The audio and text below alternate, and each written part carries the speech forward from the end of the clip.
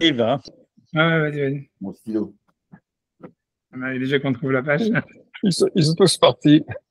Ah, mais là, attendez, parce que là, on est encore dans le. On est à la fin du Pérec du Avec Dalet. Guimel. On n'a pas fini Dalet encore. On est Pas on est fini, vraiment à la fin. Ah non? ouais, non, Non, on est au milieu du Dalet. ah ouais, on n'a pas fait encore. Ouais, on n'a pas fait le Zohar, on n'a pas fait. Avner, HNMA. On avait parlé de la bouche, etc. De la comme. Je pense qu'on devrait être plus ou moins à la page Nun Aleph, un Ah, truc comme on est Nun Gimel. Nun Gimel. Ouais. Nun Gimel et Fir Hamar. Je vais Hamar et Vared Abishmael. Ok. Voilà. Et moi, tu vois, j'ai réfléchi un peu à tout ce qu'il parlait sur l'histoire de dire que la bouche, c'est la fin de tout, etc. C'est comme ta réponse, c'est comme Sylvain, il avait parlé, quoi. Il avait dit sur comment ça se fait que le Metzora, lui, en fait, qui a priori a fauté par la bouche, il n'y a aucune capara, il n'y a aucun acte de pardon qui est fait sur la bouche et qu'on fait sur le pouce, etc., sur les oreilles et tout ça. Et moi, je pense que, tu vois, ouais, c'est pour ça, moi, ce que ça m'a donné à dire, je pense que c'est la même chose quand il parle à peu près sur le sexe, etc.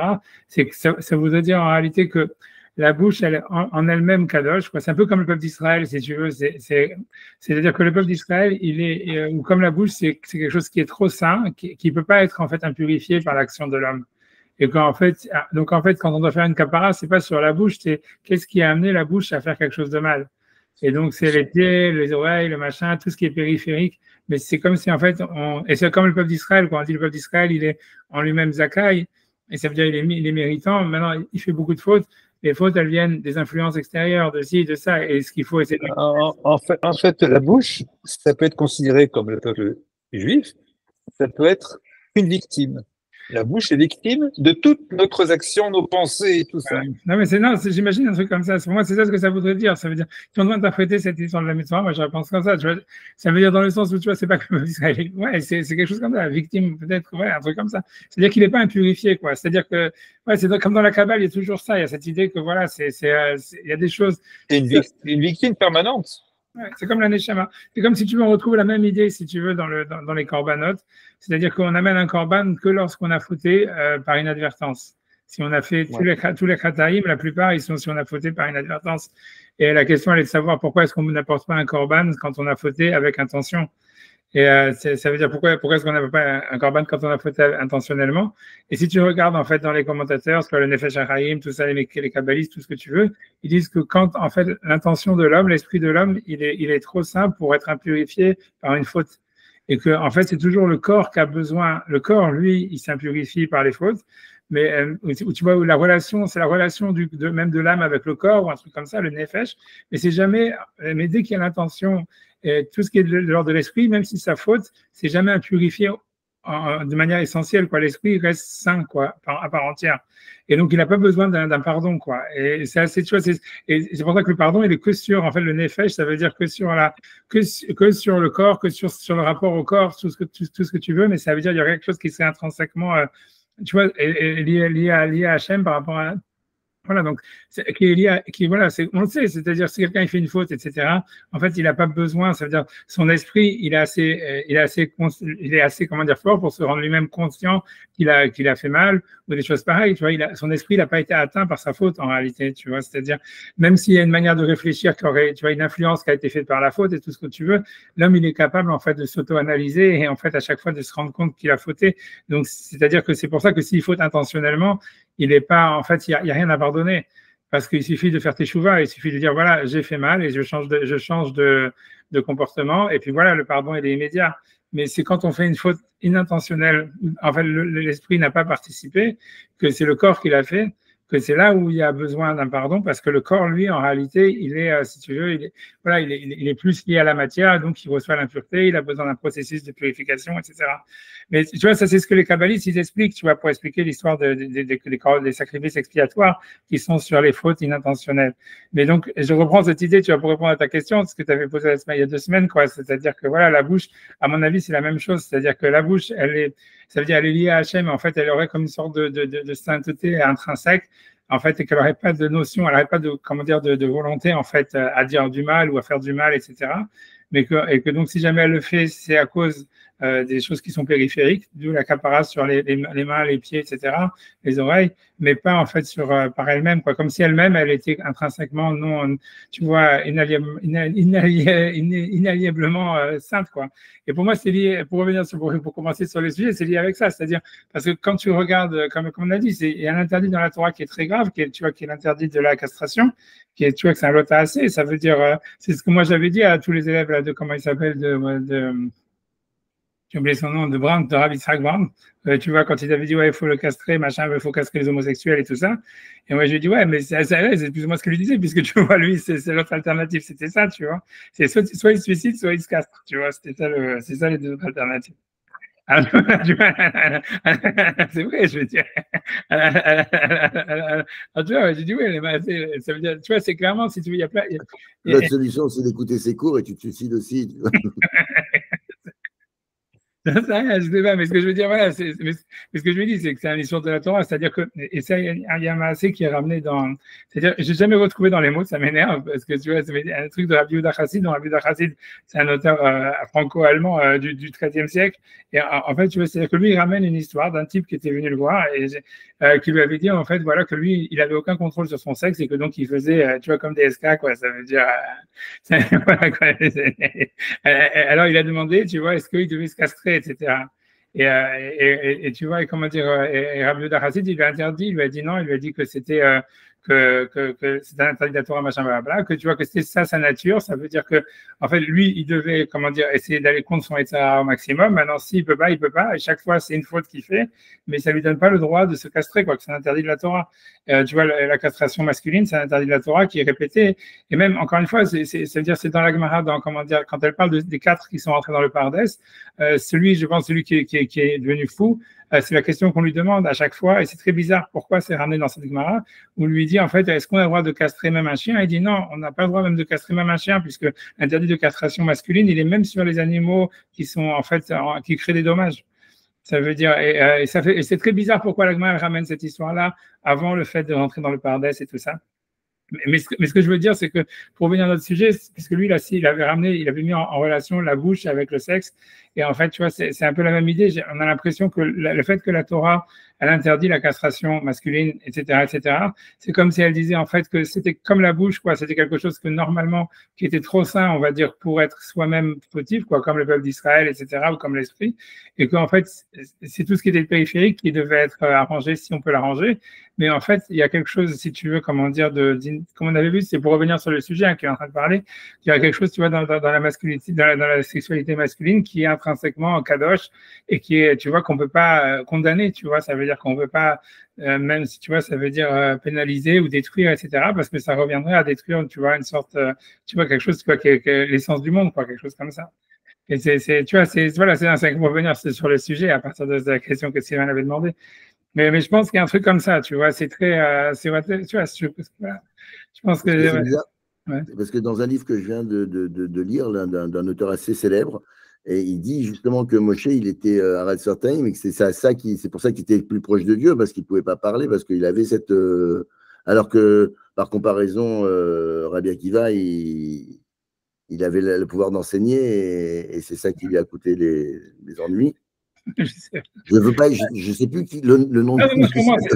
Cette édition du Rav Sefatim, tu vois, ça raison que c'est un gros truc, tu vois.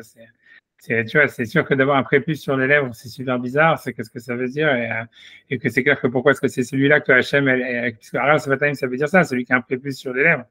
Et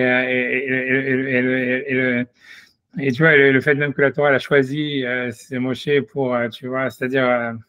C'est parce que tu vois, tout le monde, ça veut dire le Maharal, il en parle dans un autre livre, tu vois, lui il dit que toute l'histoire, c'est que justement, c'est comme la Brit Mila, ça veut dire pour lui, l'idée, c'est que, en fait, c'est pour ça que tu vois, Moshe, lui, il est né avec la Brit Mila, ça veut dire qu'il n'a pas eu besoin de Brit Mila pour lui-même, quoi, c'est ce qu'on a dit, mais que justement, il avait besoin, que la Brit Mila, lui, pour toute l'idée, c'est qu'à travers la Brit Mila, l'homme, il fait rentrer la transcendance, on va dire, dans son corps, quoi, c'est-à-dire, voilà, c'est l'action humaine qui m'a parfaite, tu vois, l'action, tu vois. La Brit Mila serait une naissance. D'ailleurs, c'est pour ça que la date de naissance de Moshe Rabbeinu, d'après ce que j'ai entendu, correspond à sa mort, puisqu'il est né déjà circoncis. Ah ouais, d'accord. Ah, donc, ok, c'est vrai, c'est ce que naissance. Mais ce que ça veut dire que ce que le Maharal veut dire, c'est que Moshe, en fait, il a reçu la Torah et en fait, on lui enlève la orla, le prépuce qu'il a sur les lèvres, par le fait qu'il reçoit la Torah comme si c'était une circoncision. Et l'idée, c'était que justement, il fallait que, tu vois, c'est-à-dire que comme l'histoire de recevoir la Torah, c'est-à-dire d'être Haral Sefataim, c'était en fait une manière de recevoir la perfection, d'être fini en tant qu'être humain par la Torah elle-même. C'est pour ça que c'était lui qui avait été choisi en fait comme pour recevoir la Torah, etc. Parce que en fait, puisque en fait la Torah elle-même, en réalité, si on réfléchit, c'est quand même, tu vois, c'est l'acte d'expression le plus parfait, quoi, si tu veux. C'est-à-dire que voilà, ça veut dire le Pentateuque, ça reste, si tu veux, le livre, quoi. Ça veut dire l'expression. Voilà, on écrit des commentaires dessus toute la journée. Tu vois, ça veut toute la Gemara, tout est qu'un commentaire, tout doit trouver sa trace dans la Torah que Moshe l'a écrit. Donc, c'est-à-dire que c'est l'axe d'expression, on va dire, le plus réussi, si on veut. Mais ça voudrait dire que cet axe d'expression, justement, il fallait qu'il vienne par, tu vois, par une relation au divin, quoi. C'est-à-dire, voilà, quoi, c'est ça, comme ça que le Maharal, il explique. Et bon, je comprends toute cette histoire-là cette histoire de Haral Sefataim, c'est vrai que c'est un peu, tu vois, c'est intéressant. Ça veut dire, voilà, c'est-à-dire que voilà, ce qui est intéressant, c'est que le Maharal ici, quand il parle sur ça veut dire la prépondérance de la sexualité masculine et si tu veux, c'est la sainteté qu'il y a dedans, etc. Il parle pas de la Brit Mila pour l'instant, en tous les cas. Tu vois, il parle pas du côté, faut enlever le prépuce. Quel est le prépuce, de quel prépuce on parle, etc. C'est-à-dire que c'est quelque chose, tu vois, il n'a pas parlé, mais c'est vrai. Voilà, tu vois, je sais pas, tu vois, on est bien. C'est sûr que tu vois qu'en fait, que Moshe, il apprend à parler par rapport à la Torah, quoi. C'est-à-dire, voilà. Je sais pas quoi dire. Donc, je sais pas quoi. C'est sûr qu'en fait, c'est pas qu'il n'a pas d'expression, c'est au contraire, mais ouais. C'est difficile de comprendre c'est quoi cette histoire de prépuce sur les lèvres. C'est vraiment, c'est difficile, c'est difficile. Et c'est pas clair aussi non plus si Moshe a été guéri de ça en recevant la Torah. Tu vois, tu vois, c'est pas clair. Ça veut dire, tu vois, c'est pas clair. Ce qui est sûr, c'est que Moshe, il n'a pas guéri, Hachem, il n'a pas guéri quand il a envoyé par la Pharaon. Et c'est parce que il y a beaucoup de commentateurs qui expliquent que quand Moshe Rabbeinu, il refuse, et il dit, je veux pas y aller, je veux pas y aller, il dit parce que j'ai un prépuce sur la bouche, qu'en fait, son idée, c'est qu'en fait, d'une manière voilée, il demandait à Hachem qu'il lui enlève ce défaut. Et que Hachem, il a dit non, tu vois, ça veut dire, au pire des cas, j'envoie ton frère, tu vois, pour lui parler à ta place et tout ça, mais c'est pas, tu vois, c'est comme si tu encore une fois banané, tu vois, ça veut dire, et tu vois, c'est aussi bizarre, tu vois, ça veut dire quand même, tu vois, ça veut dire si jamais il était vraiment bégayé, etc., ou tu vois qu'il avait ça, c'était faux. Si Hachem lui donne la possibilité de faire tous les miracles de la terre, tu vois, transformer l'eau en sang, tout ce que tu veux, d'ouvrir la mer, quoi, il ne peut pas lui donner l'idée, tu vois, lui enlever ça. Maintenant, n'importe quel orthophoniste, il peut te faire ça, tu vois. Je sais pas. C'est pour ça que ok, j'avance, on avance. Okay, de cette façon, cette difficulté de parler, et justement, c'est pour cela, c'est ce qui le met en avant. Ouais, peut-être en avant, peut-être. Ouais. Parce que, en fin de compte, les paroles, c'est fait pour noyer, c'est fait pour meubler un vide. Parce que quand on est plein, on n'a pas besoin de meubler. C'est sûr, je suis d'accord. Hein, ça veut dire, c'est clair, je suis d'accord sur tout ça. Je suis d'accord. Plus loin, le Maharal, plus loin, le Maharal, il explique que le prépuce, il est là, bon, comme on sait, pour dissimuler, il explique que ça dissimule la forme et que ça ne sied pas à Israël, donc qui doit, lui, être, je veux dire, dans l'action, justement. Donc, la forme, elle est liée à l'action. Bon, c'est vrai que c'est surprenant si on dit qu'est-ce que vient faire un prépuce comme ça sur le. En fin de compte, c'est une façon de dégainer. On dégaine. Sur la parole, quoi. Un prépuce sur la parole. Ouais, c'est-à-dire une espèce d'occultation comme ça. C'est très dur à comprendre, hein. J'arrive pas, moi, c'est possible qu'en fait, pour moi, à mon avis, c'est la seule sens littéral que ça pourrait dire par rapport à ce que tu dis, c'est qu'en fait, c'est comme un artiste, tu vois, c'est-à-dire, en fait, tu as deux manières de parler. Tu peux parler, en fait, en voulant expliquer, tu vois, en décrivant ce que tu vois, ou bien tu peux parler, en fait, tu peux essayer de montrer ce que tu vois pas tu vois, c'est-à-dire, tu vois, comme les artistes y font, ça veut dire en montrant autre chose qui va induire, si tu veux, celui qui regarde l'œuvre d'art ou qui écoute la musique ou j'en sais rien, vers une émotion ou une idée que lui-même, il n'est pas capable de décrire, si tu veux, en plein, quoi. Et c'est possible, ça veut dire ça, c'est-à-dire que dans la Torah, il y a comme une sorte de, c'est-à-dire c'est vrai que c'est l'expression, en fait, de toute la vérité ultime, mais que cette vérité, elle vient, en fait, elle est pas explicite, quoi. Tout est implicite, c'est voilà, pour parler en français. C'est ça ce que ça veut dire. Ça serait selon ce que tu dis de l'histoire de la forme, qu'en fait, il y a quelque chose qui cache la forme, ça veut dire ça. C'est-à-dire que la vérité, elle est implicite et qu'il arrive à parler à travers, voilà, d'une manière implicite, sans rien dire d'explicite ou, tu vois, en voilant ce qui est explicite. J'ai l'impression que c'est un peu ce que ça pourrait dire, quoi. Ouais, non, c'est possible, c'est possible. C'est possible, c'est possible. Ouais, ok. Alors, on étudie, on avance, on va parler, on continue à commencer un petit peu sur toutes ces histoires-là. Donc c'est pour ça qu'il a dit Evaré de Rabbi Ishmael, c'est-à-dire que donc le membre de Rabbi Ishmael, Kechamat Batisha Kabine, donc comme une sorte de Kechamat, c'est une outre ou un truc comme ça, qui fait 9 cabines, comme je vous ai dit, c'était un cave, c'est 1,5 litre à peu près. Donc, ça fait 14 litres. Elle dit, Vechol elou dvarim, et puis Vechol elou dvarim, agdolim meod, et donc ça, c'est très grand. Motzi et kulam el apoal. Ça veut dire, il est fait sortir vers l'action, donc c'est ce que veut dire, Hachiou bepoel et gamre, jusqu'à ce qu'elle soit véritablement dans le monde de l'action. Je continue à avancer, je ne comprends pas vraiment. Rabbi Ishmael ben Rabbi Yossi et Hamad Batisha Kabine. Et c'est pour ça donc qu'il a dit que le membre de Rabbi Ishmael, le fils de Rabbi Yossi, c'était comme une outre, une citerne de 9 cabines. Qui Raoul Mispar Tesha, parce qu'en fait, il devait avoir le nombre 9.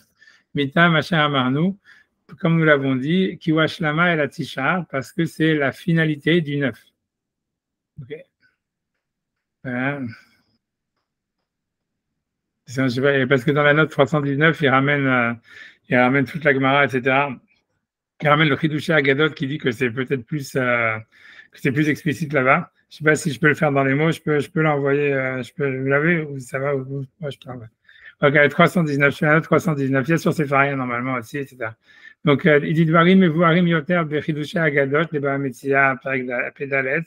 Bref, tu vois, bref, Vezé les Shono.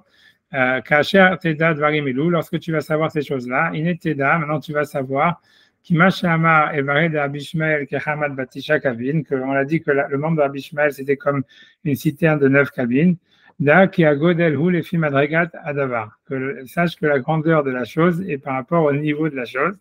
Ou le Fikar Timsak, c'est pour ça que tu verras qu'il y a Rishonim, Ashalem Madriga Elokid Veyoter, que les anciens qui avaient donc un niveau divin suprême, Ayum et Tuarim, Gadlut Yoter. Ils étaient donc, en fait, dire plus, ils étaient, on va dire, plus décrits comme ayant une grandeur plus grande. Au Masakat Shabbat, et donc, dans le traité de Shabbat, par exemple, on dit Moshe Rabbeinu Kamahave, Moshe Rabbeinu à quelle taille il faisait, et Saramot, il faisait 10 amot, 5 mètres de haut. Et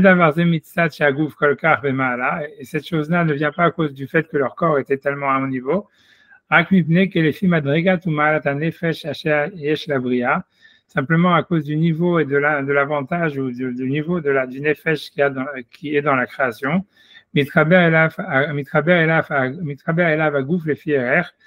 le corps, il s'adjoint au nefesh par rapport à cette valeur du nefesh, quoi. Et donc, si quelqu'un il a un grand nefesh, il va avoir un grand corps. Maintenant,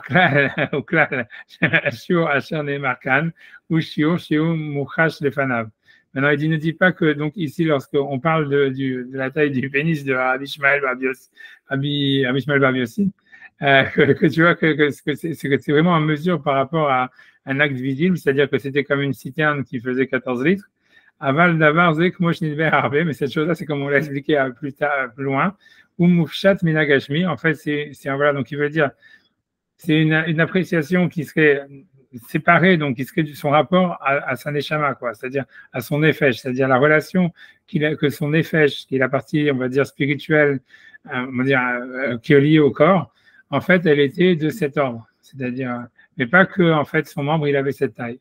Donc, moi, j'étais Msa Shiurim Asher Enam Mochashim, comme tu peux trouver des nombres abstraits, c'est ce qu'il veut dire. Donc, il veut dire que le Tisha Kabin ici, c'est un nombre abstrait. Et donc, voilà, c'est des abstractions, voilà, c'est des abstractions. Parce qu'il y a la même chose qu'on dit que Moshe il faisait 10 amot, c'est-à-dire 5 mètres de haut. Il dit, c'est pas qu'il faisait vraiment 5 mètres de haut. Mais c'est-à-dire que la relation que le corps, ou la neshama ou le nefesh, en tous les cas de Moshe avait avec son corps, c'était comme s'il avait un corps qui faisait 5 mètres. Et si jamais en fait Moshe n'avait pas cette relation avec son corps, comme si son corps faisait 5 mètres d'une manière spirituelle ou abstraite, ça aurait été un manque dans son corps. Mais et ça veut dire tout ce qu'il avait, ça veut dire, grosso modo, c'est que Moshe Rabbeinu, il pouvait sortir le potentiel en fait spirituellement de son corps, comme s'il avait un corps qui faisait 5 mètres de long. Voilà, ça veut dire qu'il était capable de, de développer en fait le potentiel de son corps plus que ce qu'il était physiquement. Donc il dit c'est la même chose ici, qu'il est fi madrigatze à Ever, c'est-à-dire par rapport au niveau de ce membre, chez Washlamat Adam, qui est la finition, la perfection de l'homme, Moshe Edver, comme nous l'avons expliqué, chez Ever ou Mashlim Tesha Evarim, que le membre, donc il finit les 9 autres membres, quoi, qui sont les 2 yeux, on a vu le nez, les oreilles, les mains et les pieds. J'étais Naïm, voilà, il décide, j'étais Naïm, les 2 yeux, j'étais Yadaim, les 2 mains, j'étais Aglaim, les 2 pieds. Vaever ou Tishi, et donc ce membre-là, c'est le 9e. Vene Aever Azem Mashlim Tisha Evarim, donc voilà, donc ce membre-là, il finit les 9 autres. Enfin, c'est-à-dire c'est le 9e. Le Unershav Machria ou Mashlim Kol Adam, donc il est considéré comme ce qui en fait qui est marqué, c'est-à-dire qui fait pencher, qui pousse, tu vois, qui conduit ou qui finit l'homme.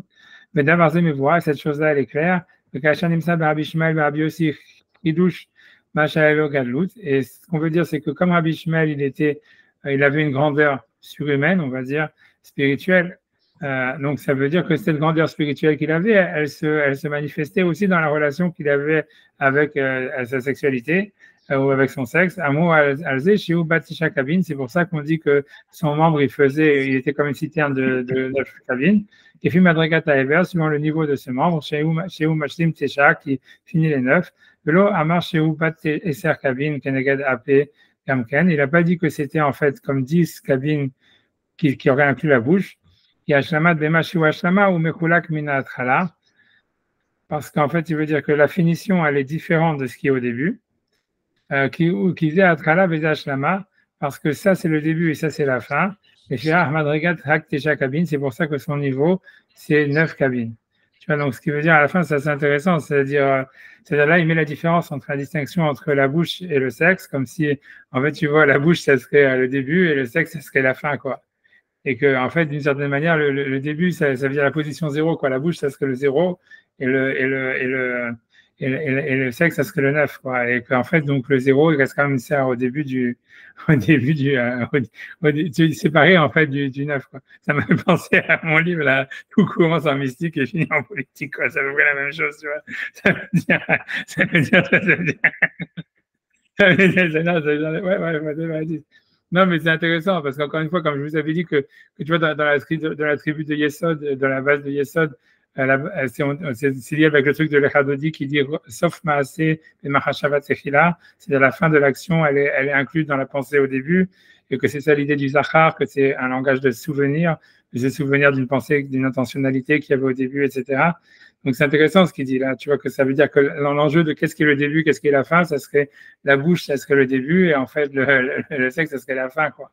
Et tu vois, et ça serait, mais c'est intéressant, tu vois, c'est quelque chose à réfléchir, j'en sais rien, tu vois, c'est intéressant, tu vois, et que la fin n'inclut pas le début, grosso modo. Ça veut dire, ce qui veut dire, on a l'impression qu'il veut dire que le début, peut-être ça inclurait la fin, mais la fin, ça n'arrive pas à réinclure le début. C'est intéressant, tu vois.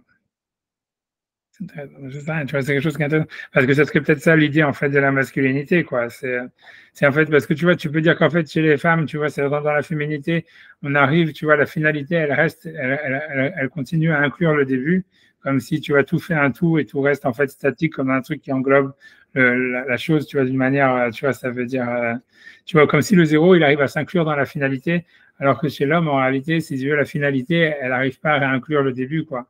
Et donc, ça fait qu'il y a toujours une volonté de revenir au début. Tu vois, c'est ça l'idée, quoi. C'est Tu vois, ça explique, c'est très intéressant parce que ça expliquait pourquoi est-ce que l'homme il a la nécessité de faire les mitzvot positifs qui sont liés au temps. Parce qu'en fait, faire les mitzvot positifs qui sont liés au temps, c'est une manière de revenir vers l'origine. Tu vois, c'est quand on fait quand on fait la tefila, le schéma et tout ça, si on dit voilà, on revient à la création du monde, à l'origine. Tu vois, toute la mida, c'est de se relier avec l'origine du temps. Même le fait d'étudier la Torah, de répéter la Torah, réviser la Torah, c'est se relier à l'origine. Parce qu'en fait, tu vois, c'est-à-dire dans la masculinité, il y aurait quelque chose en fait où en fait, quand on arrive à la finalité, on a perdu l'origine et donc on a toujours une nécessité de vouloir revenir à l'origine. Et qu'en fait, tu vois, chez les femmes, il n'y aurait pas ça, tu vois, puisque les femmes, elles sont constamment, ça veut dire, elles perdent pas dans leur, voilà, ça veut dire, elles sont plus inclusives, quoi, j'en sais rien. Ça veut dire, elles perdent pas dans la finalité de leur action, à leur avoir qu'elles avaient à l'origine. Ah, c'est intéressant, enfin, voilà, tu vois, c'est ça ce qu'il veut dire, tu vois, en tout cas, c'est ce qu'il dit. Donc, pour lui, ça serait ça l'idée que, en fait, en tout cas, il a dit dans les Hidushei Agadot quelque chose qu'il n'a pas dit dans le Beragola, ce qui, pour moi, c'est ça, c'est ce qui est amusant. C'est que c'est parce que dans les Hidushei Agadot, il dit, ouais, en fait, c'est pas physiquement, ça faisait pas vraiment 9 cabines, c'était pas qu'il avait. Là, il le dit clairement dans les Hidushei Agadot, dire aussi que Moshe Rabbeinu faisait pas 5 mètres et tout ça. Et alors que tu vois ici, il dit pas ça du tout, hein. Ça veut dire, il a jamais contredit l'idée que physiquement, parce qu'au niveau, comment dire, parce que ça peut être, ça fait rigoler, mais parce que c'est-à-dire aujourd'hui, ça veut dire aujourd'hui des mecs ils s'écharpent sur ça. Hein. C'est-à-dire que tu vois, c'est-à-dire que l'idée c'est que si aujourd'hui tu vas dire à Abraham, ouais, Moshe Rabbeinu il faisait pas 5 mètres, quoi? Tu vois, mais non, mais c'est vrai, tu vois, ça veut dire, et en fait, tu vois, c'est dans le Béragola, on a l'impression qu'il se mouille pas et tout ça, etc. Ouais, non, c'est des chiffres qui sont véridiques, etc. Et après ça, mais dans le Hidushei Agadot, non, c'est des abstractions, c'est des bidules, tu vois, c'est un machin, c'est une parabole. C'est intéressant. Enfin, moi, je pense ça. Je sais pas si c'est parce qu'il avait peur politiquement de s'impliquer, qu'il pensait que le Hidushei Agadot, ça allait pas être publié ou ça allait être publié plus tardivement, ou bien, je sais pas. Non, non, mais ou bien, je sais pas. Mais ce qui est simple pour moi, c'est le changement de fusil d'épaule, il est assez intéressant. Tu vois, ça veut dire, il le dit pas quoi. Ici, il a jamais à un moment dit que c'était une parabole, que c'est pas vrai, tu vois. Et à aucun moment, tu vois. Bah, c'est pour ça que parce que je m'attendais à ce qu'il le dise, je me dis, oui, est-ce qu'il va le dire, est-ce qu'il va pas le dire? Et il dit non, tu vois. Non, c'est compliqué, tu vois, c'est compliqué. C'est-à-dire, je pense pas que c'est politiquement qu'il veut pas le dire. Je pense que l'idée, c'est parce que le problème de tout ça, je comprends, moi, c'est pas parce qu'il avait peur de Rav Brand qu'il le dit pas, je pense qu'il a plus peur, en fait, des prêtres catholiques. C'est-à-dire que, parce que si tu commences à dire oui, en fait, c'est une parabole, eh ben, alors, tu vois, ça a ouvert une brèche à dire, ben voilà, si je fais Shabbat, c'est une parabole. Là, je suis largué, là. De quoi s'agit-il? Je suis largué. C'est-à-dire qu'en fait, ce que moi, je remarque ici un point, tu vois, à part, on a lu, si tu veux, dans les notes, tu vois, 79, donc le Rav qui a fait les notes comment il s'appelle, il s'appelle Rav Hartman, Yoshua David Hartman, de Tzal. Je crois qu'il est vivant, je ne sais pas s'il est vivant ou pas. Et en tous les cas, il a ramené en fait un autre passage, si tu veux, puisque en fait ici, ce qui se passe, c'est quoi? C'est que le Maharal dans le Beragola, il dit simplement oui. Lorsqu'on nous dit que le membre de Rabbi Ishmael Bar Rabbi Yossi faisait 9 cabines, c'est-à-dire une citerne qui fait 14 litres, il dit parce qu'en fait, on voulait lier Rabbi Ishmael Bar Rabbi Yossi au nombre 9. C'est ce qu'il dit chez nous, c'est tout. Il dit pas tellement plus que ça. Et c'est pas clair, tu vois, ça veut rien dire, tu vois, qu'est-ce qu'il a avec le nombre 9, etc. Donc c'est pour ça que, bon, au Hachem, tu vois, on a le Rav Hartman qui a mis une note et qui dit oui, dans le Hidushei Agadot, qui est en fait le Hidushei Agadot, c'est un livre que je ne sais pas s'il avait, comment dire, pour vocation d'être publié. En tous les cas, c'est clair que c'est pas un livre que le Maharal, ça veut dire qu'il a été publié comme le Beragola. C'est-à-dire, a priori, c'est des notes que lui-même, il avait écrites pour lui-même, le Hidushei Agadot. C'est pas clair je ne sais pas, je vais pas mettre ma main au feu là-dedans parce que tout le monde va me dire oui, il voulait le publier, blablabla. Sûrement, il les a publiés, mais en tous les cas, même s'il les a publiés, c'était clairement une publication beaucoup plus, on va dire, je sais pas comment dire, beaucoup plus intime, quoi. Je sais pas, beaucoup moins que le Beragola. Et ça veut dire, on va dire, en tout cas, c'est une publication moins, voilà, je sais pas, en tout cas, dans le Hidushei Agadot, où donc il explique pourquoi Rabbi Ishmael Bar Yossi est lié avec le nombre 9.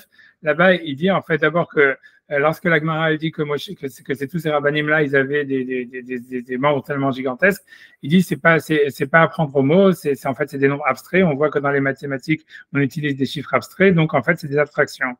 Et ensuite, bon, il commence à expliquer que le 9, c'est lié en fait aux 9 membres dont on avait parlé avant, c'est les 2 yeux, les 2 mains, les 2 bras et je sais plus c'est quoi, je sais pas c'est quoi le 9e maintenant, ça fait quoi? Ça fait 2, 6, 8, et le sexe c'est le numéro 9, et que après ça, il explique, oui, en fait, pourquoi on compte pas la bouche dans le nombre dans les 10 pour faire 10, parce qu'il dit, ouais, l'origine, elle échappe à la fin. Et moi, j'ai commencé à rajouter sur ça que c'est ça l'essence de la sexualité masculine, etc. Mais moi, ça, c'est une idée, bon, mais ce que je voulais dire, c'est que ce qui est remarquable à part ça, c'est que dans les Hidushei Agadot, il dit, voilà, et là-bas aussi, il dit que Moshe Rabbeinu, il faisait pas 5 mètres, parce qu'il cite la Gemara qui dit que Moshe Rabbeinu faisait 5 mètres, il dit non, il faisait pas 5 mètres, c'est une abstraction, c'est les chiffres dont on parle, c'est de la relation de l'âme avec le corps. Et que pour lui, et pour lui, il dit c'est la même chose ici lorsqu'on parle du membre de Rabbi Shmuel Bar Yossi. C'est pas en fait que physiquement on pouvait observer ça à l'œil nu au mikvé ou j'en sais rien, tu vois, ça veut dire, mais ça veut dire que en réalité c'est comment dire, c'est la relation spirituelle qu'il avait à son corps. Voilà, c'est ça ce que lui dit là-bas. Et moi, je dis, ok, c'est ça, mais je remarque le fait qu'ici, dans le Béragola, il n'a pas du tout dit une chose pareille. Il n'a pas parlé du fait que ces chiffres dont on parle, c'est des chiffres abstraits, que c'est des paraboles, grosso modo. Ouais, et que je dis, voilà, c'est une remarque, c'est quand même, tu vois, parce que c'est gros, voilà, c'est tout. Donc, c'est ça ce que je parlais. J'expliquais qu'à mon avis, si on voulait être, on va être, pourquoi il n'aurait pas parlé ici du fait que la taille des membres dont on nous parle, elle est pas réelle, elle est abstraite, alors qu'il le dit dans un autre livre. Alors, j'ai dit 2 explications. La première explication, c'est peut-être qu'il avait peur des auteurs juifs qui allaient lui taper dessus, parce que, en fait, si tu veux, ce livre du Béragola, il était plus diffusé que le Hidushei Agadot, qui a été diffusé beaucoup plus tard et qui sûrement été moins diffusé. Et deuxième possibilité, c'est qu'il avait surtout peur des lecteurs non juifs auxquels il s'adresse, que s'il commençait à dire que dans le Talmud, il y a des paraboles, il y a des chiffres qui sont des abstractions, tout le monde allait commencer à dire, ah, alors tout est une abstraction, tu vois. Et voilà, Shabbat, c'est une abstraction, les Tfilin, c'est une abstraction, tout ce qui a marqué toutes les lois du Lulav, en fait, c'est pas à prendre au mot. C'est possible que c'est pour ça, tu vois. Mais j'en sais rien. Je sais pas, tu vois, tout ça, je sais pas, c'est quand même remarquable, c'est tout ce que je veux dire, tu vois. Parce qu'aujourd'hui, ça serait un gros, voilà.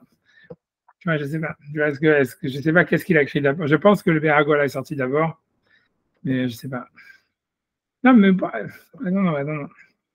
Je sais pas. Tu vois, c'est un jeu artistique. Je sais pas. C'est ça une remarque. Tu vois. En fait, ça fait pas de différence grosso modo. Hein, je veux dire. C'est-à-dire, encore une fois, si tu veux, pour reprendre, parce que tu vois ce que moi, Rav David, à chaque fois, il nous disait, c'est sur ça, il disait, parce que lui disait, parce que la question, elle est de savoir, d'une manière plus générale, c'est si c'est une abstraction, si c'est en fait une parabole, si en fait, ce que les rabbinim, quand ils disaient que Rabbi Shmuel Bar Yossi, son membre, il faisait 9 cabines, ça voulait dire tout le rapport que lui veut dire avec les 9 membres du corps humain et tout ça. Alors, pourquoi ils l'ont pas dit, tu vois? Pourquoi ils t'ont dit d'une manière, pourquoi dans la Gemara, c'est pas marqué dans la Gemara, la traduction littérale, c'est voilà, il avait un membre qu'il faisait une citerne de 15 litres, tu vois. Alors voilà, alors qu'est-ce que tu vois, pourquoi ils l'ont pas dit? Pourquoi si c'est une parabole, pourquoi ils n'ont pas explicité la parabole? Tu vois, donc c'est compliqué, tu vois. C'est-à-dire, nous, ce qu'on nous apprend à la yeshiva, tu vois, ce que David Feinstein nous disait, ce que nous apprend à la yeshiva comme ça ça veut dire, c'est de nous dire, voilà, parce qu'on a une règle, en mikra yotse midei pshuto, ça veut dire, le verset ne change jamais de sens littéral. Donc, si la Gemara ou la Torah ou peu importe, ils ont écrit la chose de cette manière, que Moshe Rabbeinu faisait 5 mètres et que le membre de Rabbi Shmuel Bar Yossi faisait 15 litres et tout ça, il faut le prendre que littéralement c'était vrai.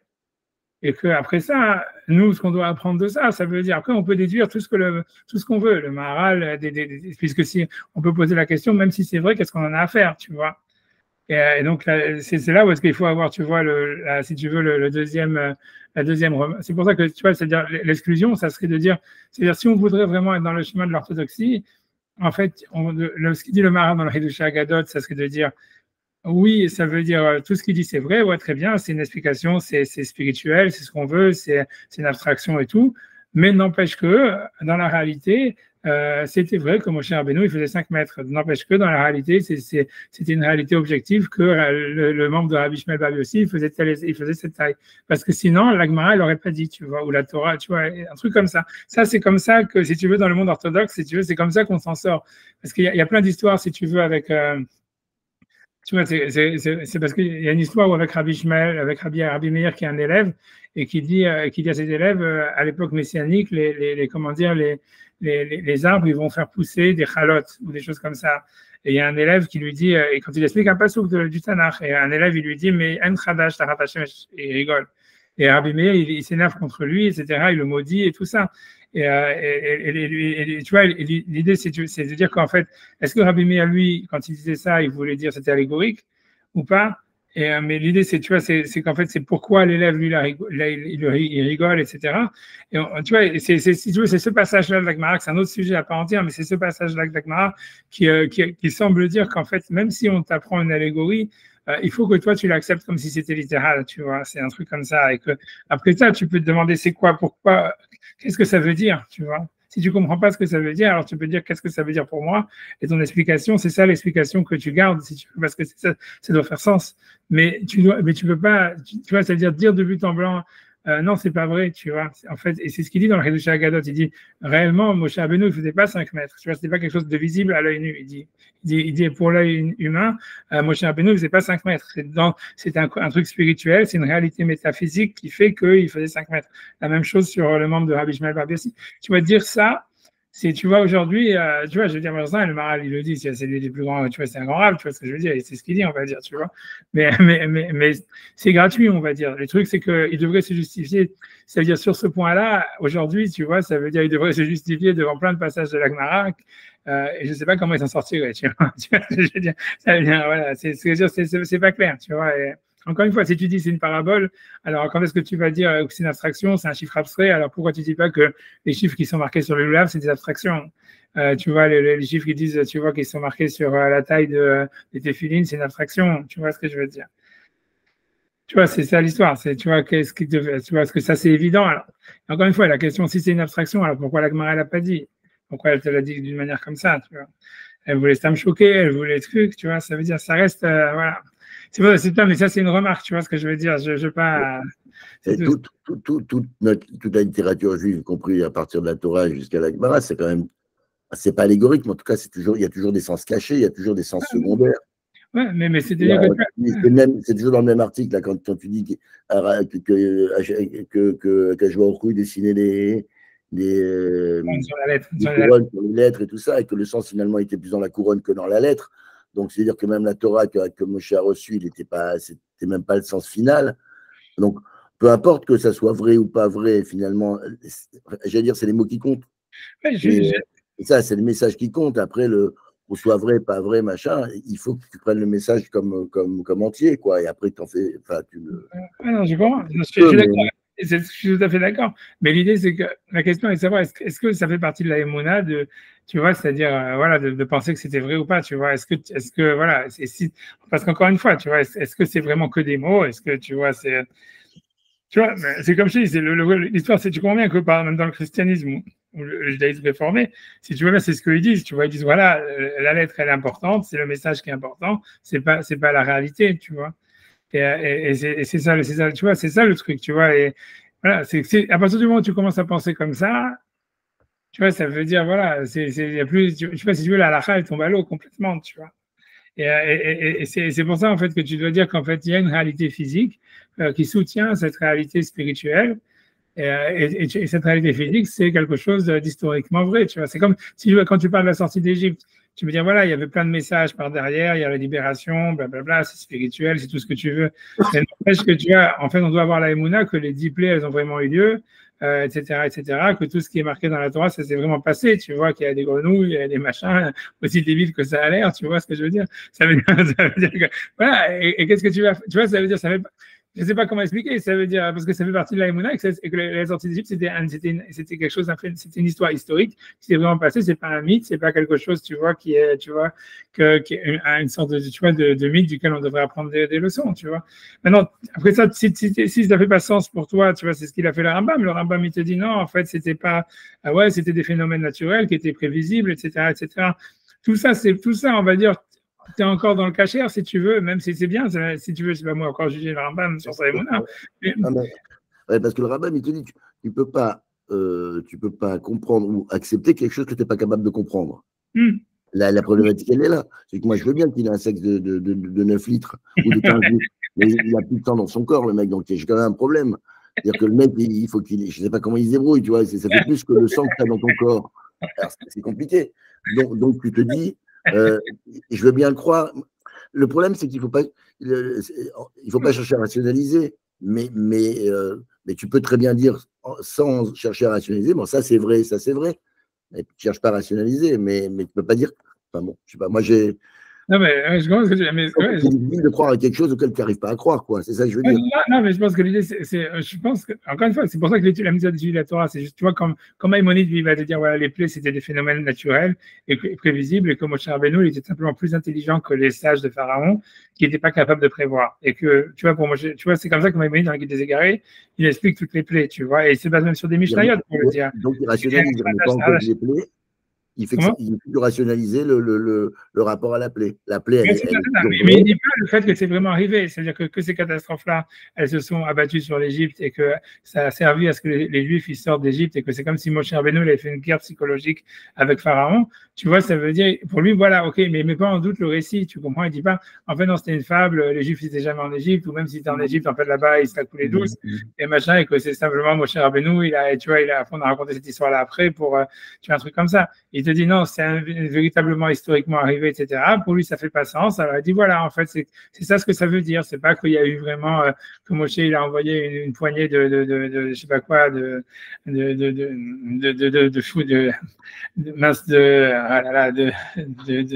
des cendres sur le ciel et que ça fait sortir des pustules et tout ça. Pour lui, c'est juste, non, voilà, c'est que ça devait arriver. Moshe Rabbeinu fait de la manipulation sur Pharaon et sur les sages parce qu'il est en train d'avance sur eux. Il sait exactement ce qui va se passer à l'avance et il joue avec ça jusqu'à ce que Pharaon il vient presque cingler, tu vois, et il dit ok, allez, partez, tu vois.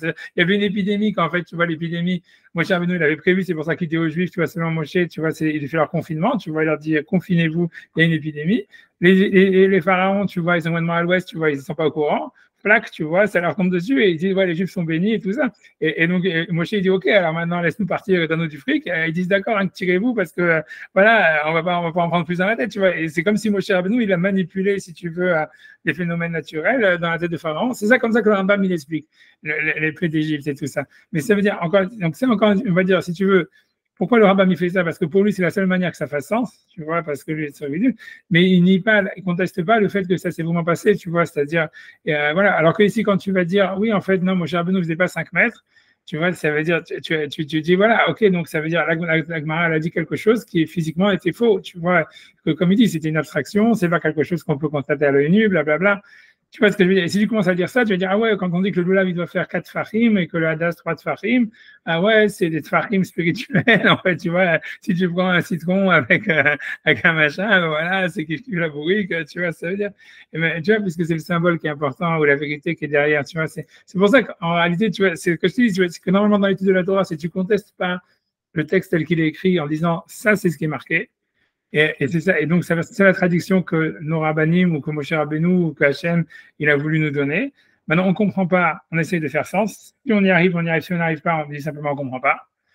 Et tu vois, et c'est tout. Et on passe et on espère, on comprendra la prochaine fois. Mais on n'y pas, tu vois, ça veut dire la réalité, tu vois. On ne transforme pas la réalité du message, tu vois, ça veut dire, c'est ça. Tu vois ce que le Maharal, il dit, tu vois. Alors, la seule manière, tu vois, ici, c'est très différent avec l'histoire de Moshe Rabbeinu et du sexe d'Arvi Ishmael, parce que tu peux dire, c'est tellement gros que c'est sûr que la Gemara, elle savait qu'en fait, le lecteur, il allait jamais prendre ça au sérieux. Je comprends. C'est ça l'idée, tu vois. Le Maharal, il se base dessus, c'est en disant, elle le dit là, elle dit c'est Guzma dans ces cas-là. Elle dit, c'est pour ça. Mais lui, on a l'impression. C'est-à-dire, parce que moi, j'essaie de justifier le Maharal. Tu vois, pourquoi le Maharal, tu comprends, il dit ça. Tu vois ça dans le de Agadot. C'est parce que lui doit se dire, en fait, voilà, c'est tellement gros que c'est sûr que tu vois qu'il ne faut pas prendre Momo. Tu vois, ça veut dire, tu vois, c'est un truc comme ça, tu vois. Il y a beaucoup ça. Chez les Ashkenazim, il y a beaucoup ça. Chez les Sfaradim, ils n'ont pas ce sens de l'humour, tu vois. Ça veut dire, tu vois,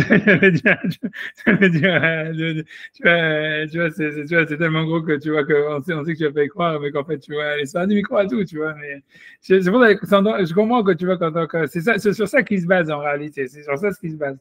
Mais bon, Stam, c'est manienne que ici le dit pas, que tu vois que voilà, que Stam, je sais pas pourquoi aussi, et pour lui, il est obligé, voilà, il se sent mystérieux. Il faut dire que s'il l'a dit là-bas, c'est parce que pour lui, c'était évident qu'il fallait pas interpréter ça au sens littéral, quoi. Ça serait une erreur dans son étude de penser que les rabbinim, ils ont été sérieux quand ils l'ont dit, quoi. Mais le but, ce n'est pas de rationaliser l'irrationnel et d'irrationaliser le rationnel, en fait. C'est ça, en fait, toute l'histoire. Non, j'ai l'impression, hein, la preuve, les poulettes fines avec une mesure bien parfaite, quelque chose de tout à fait irrationnel, et le rationnel, essayer de l'élever dans l'irrationnel, de transcender.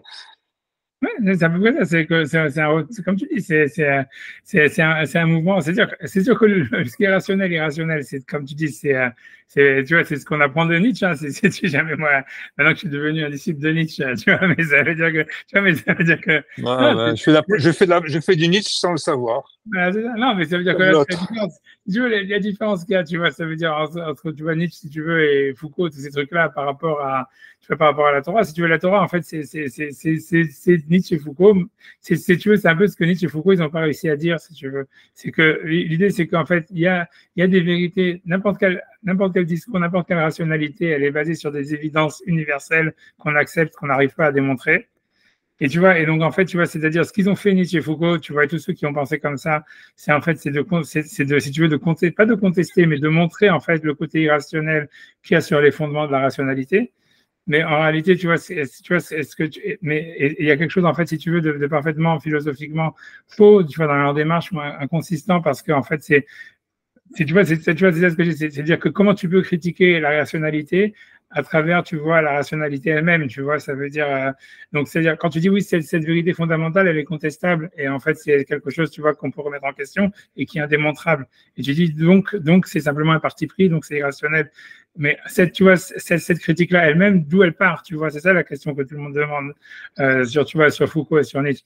Et l'idée, c'est que la Torah, en réalité, c'est exactement la même chose, sauf qu'elle te dit exactement, oui, ça veut dire toute rationalité, tu vois, elle est basée sur une acceptation d'un fondement irrationnel. Et on accepte ça, tu vois, c'est-à-dire qu'on accepte, tu vois, ça veut dire que la Torah, machin, on dit les tefilines sont carrés, machin, blablabla, mais et qu'on construit, si tu veux, une rationalité par rapport à une sorte de va-et-vient où tu vois, entre ce qui est rationnel et ce qui est irrationnel. Tu vois, ça veut dire, voilà, je sais pas comment expliquer ça, mais c'est en deux mots ce que tu as dit, c'est tout à fait vrai, c'est tout à fait vrai. Parce qu'on pense dans la Torah, en fait, qu'il y a comme une sorte, comme tu dis, la rationalité, elle est basée sur quelque chose qui est elle-même irrationnel, mais que cette irrationalité, en fait, c'est-à-dire ce fondement irrationnel, il n'est pas, en fait, comment dire, appréhendable, encore une fois, il n'est pas appréhendable, il n'est pas définissable d'une manière, tu vois, stable. Et c'est pour ça, en fait, que, tu vois, c'est ce que, si tu veux, Nietzsche et Foucault, et tout cela, ils ont remarqué, si tu veux, et que donc, en fait, on peut appréhender, si tu veux, la racine de la rationalité qu'à travers, tu vois, l'acceptation de faits réels, si tu veux, qu'on accepte comme tels et qu'on interprète, si tu veux. Et c'est à travers ça, si tu veux, qu'on construit une rationalité, tu vois, une raison. Et tu vois, et qu'il y a un mouvement, si tu veux, d'aller-retour. C'est-à-dire que, à part ça, tu veux d'une manière, si tu veux rentrer plus dans la manière kabbalistique, c'est comme tu dis, c'est qu'en fait, si nous, on commence à réfléchir comme l'ectuline étant carré, comme étant quelque chose de très rationnel, et de donner un sens à ça, en fait, en retour, si tu veux, ce qui va se passer, c'est que notre cerveau, il va prendre inconsciemment des valeurs du carré, que nous, on ne va pas capter, mais qui vont nous permettre, si tu veux, de comprendre, si tu veux, de changer notre manière, tu vois, d'appréhender le monde. Et en fait, le carré, il va devenir rationnel petit à petit, si tu veux, d'une autre manière. Même d'une manière, si tu veux, il va devenir rationnel d'une manière plus, on va dire, même plus évidente, si tu vois. Je ne sais pas comment t'expliquer. Tu vois, c'est comme si on est toujours, à travers l'interprétation ou le fait de faire sens de quelque chose qui n'en fait pas, tu vois, ça veut dire qu'on est toujours dans un mouvement de va-et-vient et de construction où, en fait, si tu veux, c'est comme si le monde, il nous communique à travers le fait qu'on l'accepte. Parce qu'en fait, si tu veux, même dans la relation à la science ou à l'histoire, tu commences, c'est comme si tu veux dire, voilà, il y a la Shoah, par exemple. Tu vois, un autre exemple, tu vois, il y a la Shoah, il y a l'État d'Israël. Tu peux dire, ouais, voilà, en fait, c'est OK, c'est des phénomènes complètement absurdes. Tu vois, ça veut dire, on ne sait pas pourquoi il y a la Shoah, on ne sait pas pourquoi il y a d'Israël. Et tu peux dire, voilà, OK, maintenant, je vais essayer de faire sens de ces phénomènes, tu vois. Et ça veut dire, en disant, je ne sais pas quoi, tu veux dire, voilà, parce que ça s'est arrivé à cause de ça s'est arrivé à cause de ça, là, là, là, là. Tu vois, ça veut dire, donc, ce que en fait, tu es d'accord, en fait, que le phénomène, en fait, de la Shoah lui-même, ou de l'État d'Israël, il est complètement, on va dire, et c'est une réalité existante qui dépasse toute l'interprétation que tu peux en donner. Il est hors norme, hors norme. Mais notre position, d'ailleurs, quand on a les pieds sur terre et la tête au ciel, c'est pas normal aussi. Oui, d'accord, ok, c'est pas normal. Mais en gros, c'est pas normal, ça montre quand même, on est à la fois ancré sur le rationnel, vraiment à deux pattes bien formées, et les 5 orteils même, les 10 orteils, et la tête, vas-y, dans les nuages. Mais c'est lié, c'est lié. Ça ne va pas le mettre lié. Autrement, on est des animaux si on marche à quatre pattes. On ne marche pas à quatre pattes, on est debout, on s'est mis debout, mais en gardant les pieds sur terre. Voilà, non, mais voilà. Et que l'idée, c'est que c'est un mouvement aller-retour. C'est que Jacob, il voit dans cette échelle, il voit des anges qui montent et qui descendent. Donc, ça veut dire que c'est, tu vois, ce sont des anges, ce sont des sous-êtres humains. Non, mais c'est des anges. Ce sont des déchets d'êtres humains, les anges. Ce qu'il a vu dans le rêve de l'ange, de l'échelle, c'est la nature humaine, c'est la relation au divin. C'est-à-dire tu vois, c'est ça ce que ça veut dire, c'est qu'en fait, il y a un mouvement aller-retour. Ça veut dire il y a un mouvement ascendant, si tu veux, qui part de la matière, tu vois, vers la raison, on va dire. Il y a un mouvement de la raison qui veut revenir vers la matière. Et c'est ce mouvement-là, en fait, tu vois, entre la raison, l'irrationnel, etc., tu vois, où, en fait, si tu veux, une relation au divin, où la relation à la Torah, elle existe. Mais en fait, tu vois, c'est-à-dire, pour revenir à notre sujet à nous, ça veut dire, en fait, c'est pour ça que, tu vois, c'est difficile de dire que, tu vois, Moshe, il faisait pas 5 mètres. Tu vois, c'est un peu enlever, tu vois, c'est enlever l'échelle, tu vois, ça veut dire qu'on pourrait, tu vois, c'est-à-dire, le Maharal, c'est ce qu'il dit, tu vois, pour lui, il le dit parce que, je te dis encore une fois, moi, je pense que ce qui le pousse à dire ça, c'est pas parce qu'il croit pas que c'est possible, c'est parce qu'il pense que si c'est tellement gros que les Chachamim, ils ont pas pensé à le dire d'une manière réelle et que si toi, tu le crois, t'es un imbécile, tu vois, c'est pour ça qu'il le dit. Mais c'est pas parce qu'il pense que c'était pas possible ou que c'est, tu vois, on peut pas en faire sens. Mais tu vois, mais ce que je veux dire, voilà, mais c'est que si on conteste, tu vois, si on conteste la réalité historique de quelque chose, la réalité littérale d'un texte, en réalité d'une manière gratuite, ou en tout le cas, à chaque fois qu'on va le faire, en fait, c'est comme si, tu vois, on rabaisse la tête de l'échelle quelque part, tu vois, ça veut dire, et donc on gagne rien en faisant ça, tu vois, on perd, tu vois, c'est pour ça, c'est ça la remarque, tu vois, mais voilà, mais tu vois, la réalité, l'idée, c'est que le texte de la Torah, il dit ce qu'il dit. On n'a pas accès, comme la Shoah, comme le fait qu'on mange, comme tout ce qu'on vit. Tu vois, ça veut dire que notre vie, elle existe. Tu vois, ça veut dire d'une manière réelle. On peut essayer de lui donner un sens, d'y faire sens. Maintenant, ça veut dire à chaque fois qu'on va donner ce sens, la vérité réelle du monde, elle se limite pas au sens qu'on lui donne. Mais en fait, on est toujours dans un mouvement, tu vois, de retour où en fait, finalement, le sens, il doit trouver, si tu veux, des échos dans l'existence elle-même. Et ensuite, tu vois, ça veut dire, ça fait, tu vois, une sorte de, et après ça, l'existence elle-même, tu vois, ça veut dire, elle veut aller vers le sens et des choses pareilles, tu vois, c'est toute l'histoire de l'étude de la Torah, tu vois, c'est ça le sens des mitzvot, du Shabbat, de toutes les mitzvot. C'est un mouvement constant d'aller-retour entre quelque chose qui dépasse la nature, qui dépasse la raison, qui dépasse la vérité objective du monde et un retour vers cette vérité objective, tu vois, c'est toujours, tu vois, c'est ça. Tu vois, est-ce que tu vois ce qu'on a vu aujourd'hui, tu vois ce qu'on voit ici dans cette histoire-là, avec que ce qu'on cherche là-dedans, c'est un retour à l'origine, qu'à chaque fois, en fait, dans notre mouvement d'aller-retour, que c'est ça le propre de la sexualité masculine, on perd l'origine, et donc on veut toujours revenir à l'origine. Donc c'est pour ça qu'en fait, on essaie toujours de revenir, tu vois, à refaire, surtout, c'est notre relation au temps, quoi. C'est pour ça que nous, on a les méthodes positives qui sont liées au temps, complètement, tu vois, différemment de la femme, etc. Mais tu vois, voilà, c'est tout. Mais voilà, mais c'est pour ça que je me dis que si le Maharal là-bas, il a dit, c'est, à mon avis, c'est parce qu'il voulait pas le dire, parce qu'il voulait pas, en fait, il voulait pas donner une ouverture aux chrétiens et qui va donner une lecture allégorique du texte. Mais et la raison pour laquelle il le dit là-bas, c'est pas parce qu'il pense que c'est impossible ou que ça lui paraît peu crédible, c'est parce qu'en fait, il pense que c'est tellement gros que si les sages ils l'ont dit, ils n'ont jamais voulu le dire d'une manière textuelle, ils n'ont jamais voulu le dire d'une manière, tu vois, ça veut dire textuelle. A priori, c'est un truc comme ça que je veux dire. Je sais pas, c'est beaucoup en faire dans une parenthèse, hein, j'essaie d'avancer quand même un petit peu, tu vois. Mais bon, non, bon, bref, c'est intéressant quand même. Bon, mais j'avance, tu vois. C'est les débuts. On dit tous les débuts sont difficiles. Donc, voilà, comme on a fait un arrêt, on a fait des vacances de Pessah, c'est le retour du début. Voilà, on est en train de revenir à l'origine. Tu vois, donc j'avance, tu vois. D'abord, ok. J'avais d'abord qui Rabbi Yochanan, chez Amora, donc Rabbi Yochanan qui était un Amora. Vous madrigal et matamisé, puisque donc il a un niveau inférieur à celui de Rabbi Yossi, Rabbi Shmuel Rabbi Yossi, qui était donc une génération avant, on va dire. C'est pour ça qu'il a dit que le membre de Rabbi Yochanan, c'était comme une citerne qui faisait 5 cabines, donc encore une fois, 7 litres et demi. Donc pour lui, c'était en fait, comme lui, à travers sa sexualité, il n'arrivait pas à donner un sens, on va dire, aux 9 membres, puisque ce qui inclut les membres du visage, c'est-à-dire les oreilles et les yeux. Et en fait, à travers son rapport à la sexualité, il arrivait à donner un sens uniquement aux membres inférieurs, qui sont les 2 mains et les 2 pieds.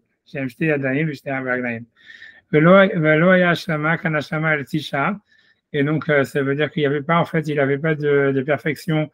Il n'arrivait pas à perfectionner ou à donner un sens ou à exprimer, on va dire, tu vois, à travers son rapport à la sexualité sur les 9 membres. Donc ça veut dire aux membres qui sont liés au visage, simplement aux 5 qui sont inférieurs. Et il y en a qui disent même que celle de Rabbi Yochanan, elle faisait que 3 cabines, ça veut dire 4 litres et demi. Donc c'est-à-dire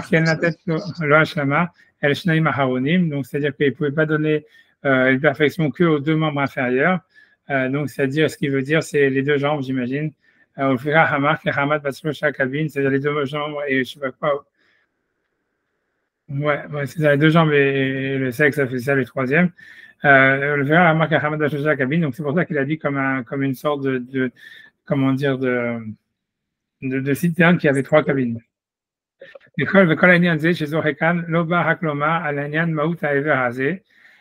voilà, donc tout ce qu'on vient nous dire ici, c'est de nous parler en fait de l'essence de ce membre-là, donc il y a l'importance de la forme, Adam et la poal, et qui sort l'homme en fait vers la réalité, ou vers la réalisation, on va dire comme ça, l'action, vers la shlimut et la perfection.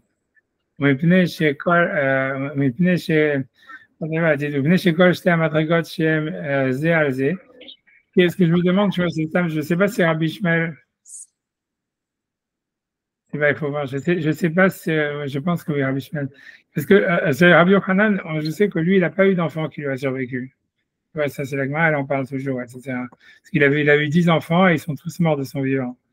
Et tout ça, etc. Donc, je ne sais pas, tu vois, c'était simplement un train de chaleur. Et il se promenait avec ses dents. Voilà, c'est ça, ils sont avec les dents, etc. Donc, je ne sais pas, tu vois, ça veut dire, je ne sais pas si Rabbi Ishmael parle aussi, quelle était la situation.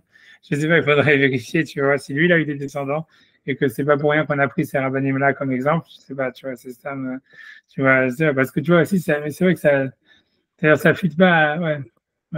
C'est pas parce que, ouais, ok, tu vois, parce que c'est, ok.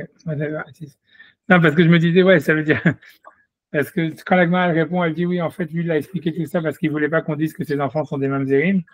Tu vois, mais ça veut dire aussi, lui, en fait, il a papa, il est plusieurs générations après. Et en fait, si Rabbi Yochanan, déjà, ça ne marche pas sur Rabbi Yochanan, qu'il n'y avait aucun descendant vivant. Donc, tu vois, c'est une remarque technique, quoi. Tu vois, je dis, tu vois, c'est une question à réfléchir. Tu vois, ça veut dire.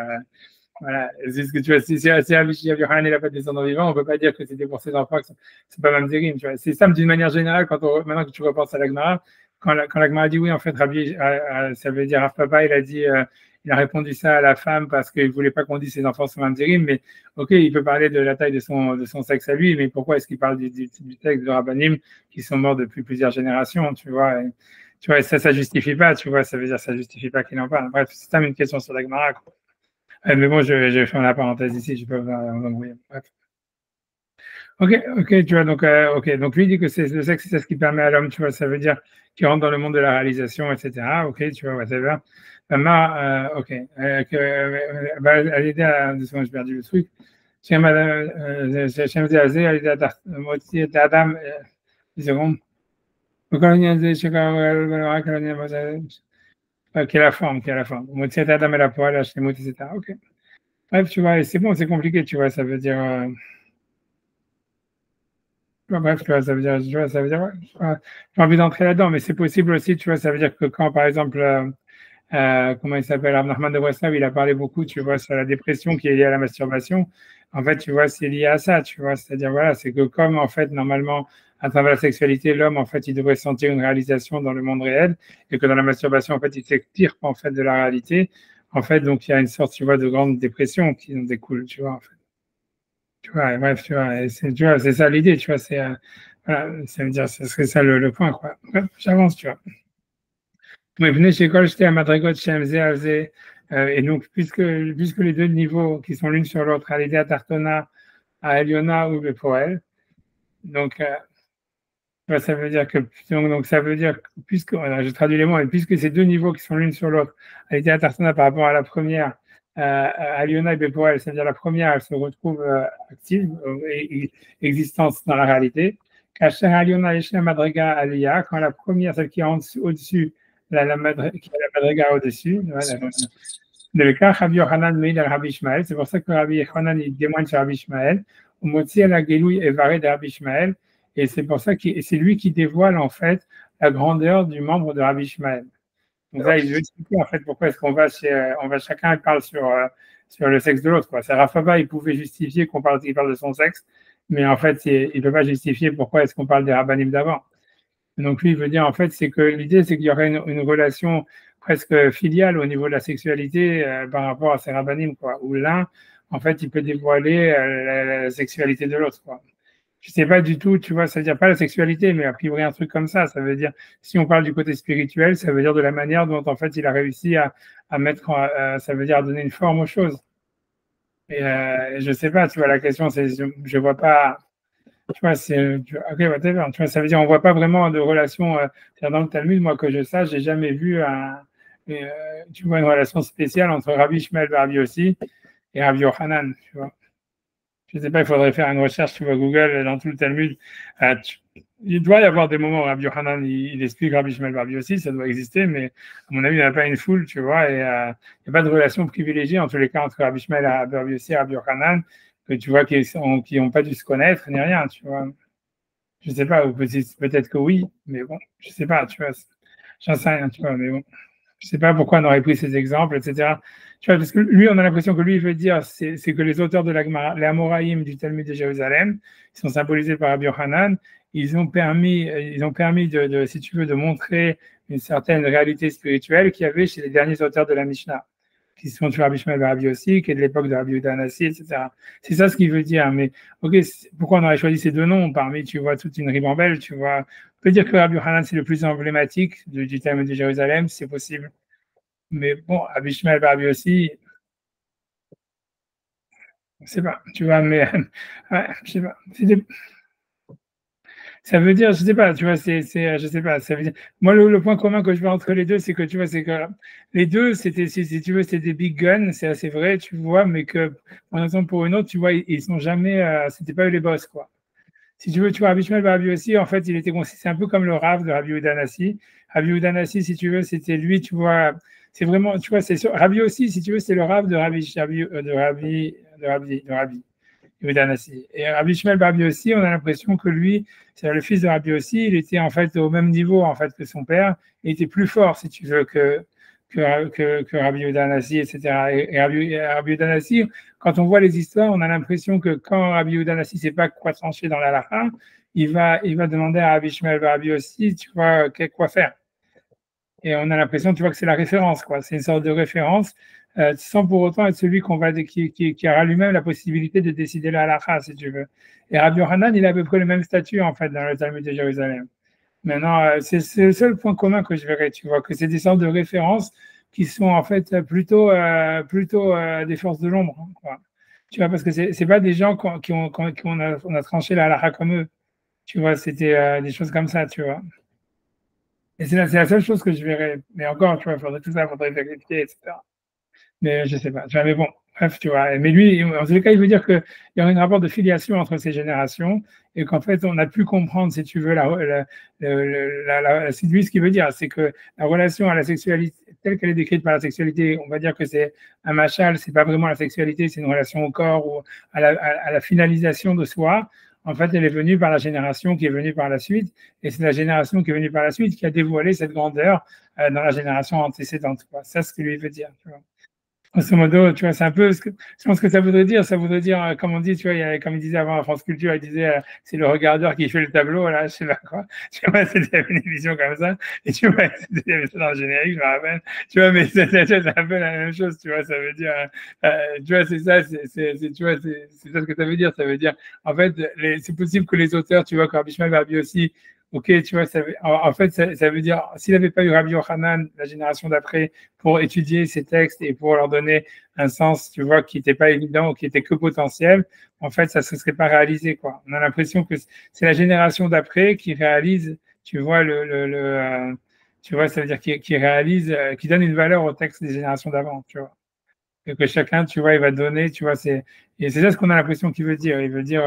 Ça veut dire cette réalisation, puisque lui dit que la sexualité, c'est donner une forme. Tu vois, cette relation, avoir donné une forme, être finalisé dans quelque chose, avoir un impact ou tu vois quelque chose qui se termine, en fait, ça vient toujours de la génération d'après, quoi. Ça veut dire, si tu veux, c'est nous qu'on donne un sens, tu vois, au Maharal, quoi, grosso modo. Ça veut dire que le Maharal, lui, il a donné, si tu veux, un sens à la Gemara, et tu vois, et que nous, on donne un sens au Maharal, etc., etc. C'est comme si, et ça veut dire que c'est les générations d'après qui vont donner un sens ou finaliser un peu ce que nous, tu vois, ce que nous, on fait, tu vois. J'imagine, c'est un truc comme ça, tu vois. Parce qu'il dit, voilà, chacun, c'est Rav Papa Motzi la Galou, il parlait de Rabbi Yochanan. Rav Papa, en fait, tu vois, il dévoile le membre de Rabbi Yochanan. C'est très, très intéressant parce que si on lit ça avec la Brit Mila, c'est super intéressant. Ça veut dire, quand même, la relation que nous, on a avec la Torah, en fait, c'est comme si, tu vois, c'est comme si, en fait, nous, on faisait, à travers l'utilisation de la Brit Mila de la Torah, on faisait la Brit Mila de nos parents, puisqu'on dévoile leurs membres, tu vois, ça veut dire on dévoile en fait la profondeur de leur message, en donnant un sens, une finalité à leur message, à leur héritage spirituel. Et en même temps, les parents, ils nous font physiquement la Brit Mila quand on est bébé, quoi. C'est rigolo, tu vois, c'est comme s'il y avait un mouvement de regard par rapport à ce qu'il appelle dévoiler le membre, tu vois. C'est intéressant cette histoire, tu vois. Non, c'est ça ce qu'il veut dire, tu vois. C'est intéressant, tu vois. C'est intéressant, tu vois. Mais ça reviendrait encore à cette histoire de la dialectique entre la matière et ça veut dire et le comment dire et la matière telle qu'elle est et en fait la spiritualité, quoi. C'est parce qu'en fait, nous, on nous a fait la Brit Mila à nous, on a dévoilé notre membre physiquement, etc., par la Brit Mila quand on était bébé, que maintenant, on va pouvoir dévoiler, nous, le membre de nos parents à travers l'étude de la Torah et leur message et leur héritage qu'on va recevoir, etc.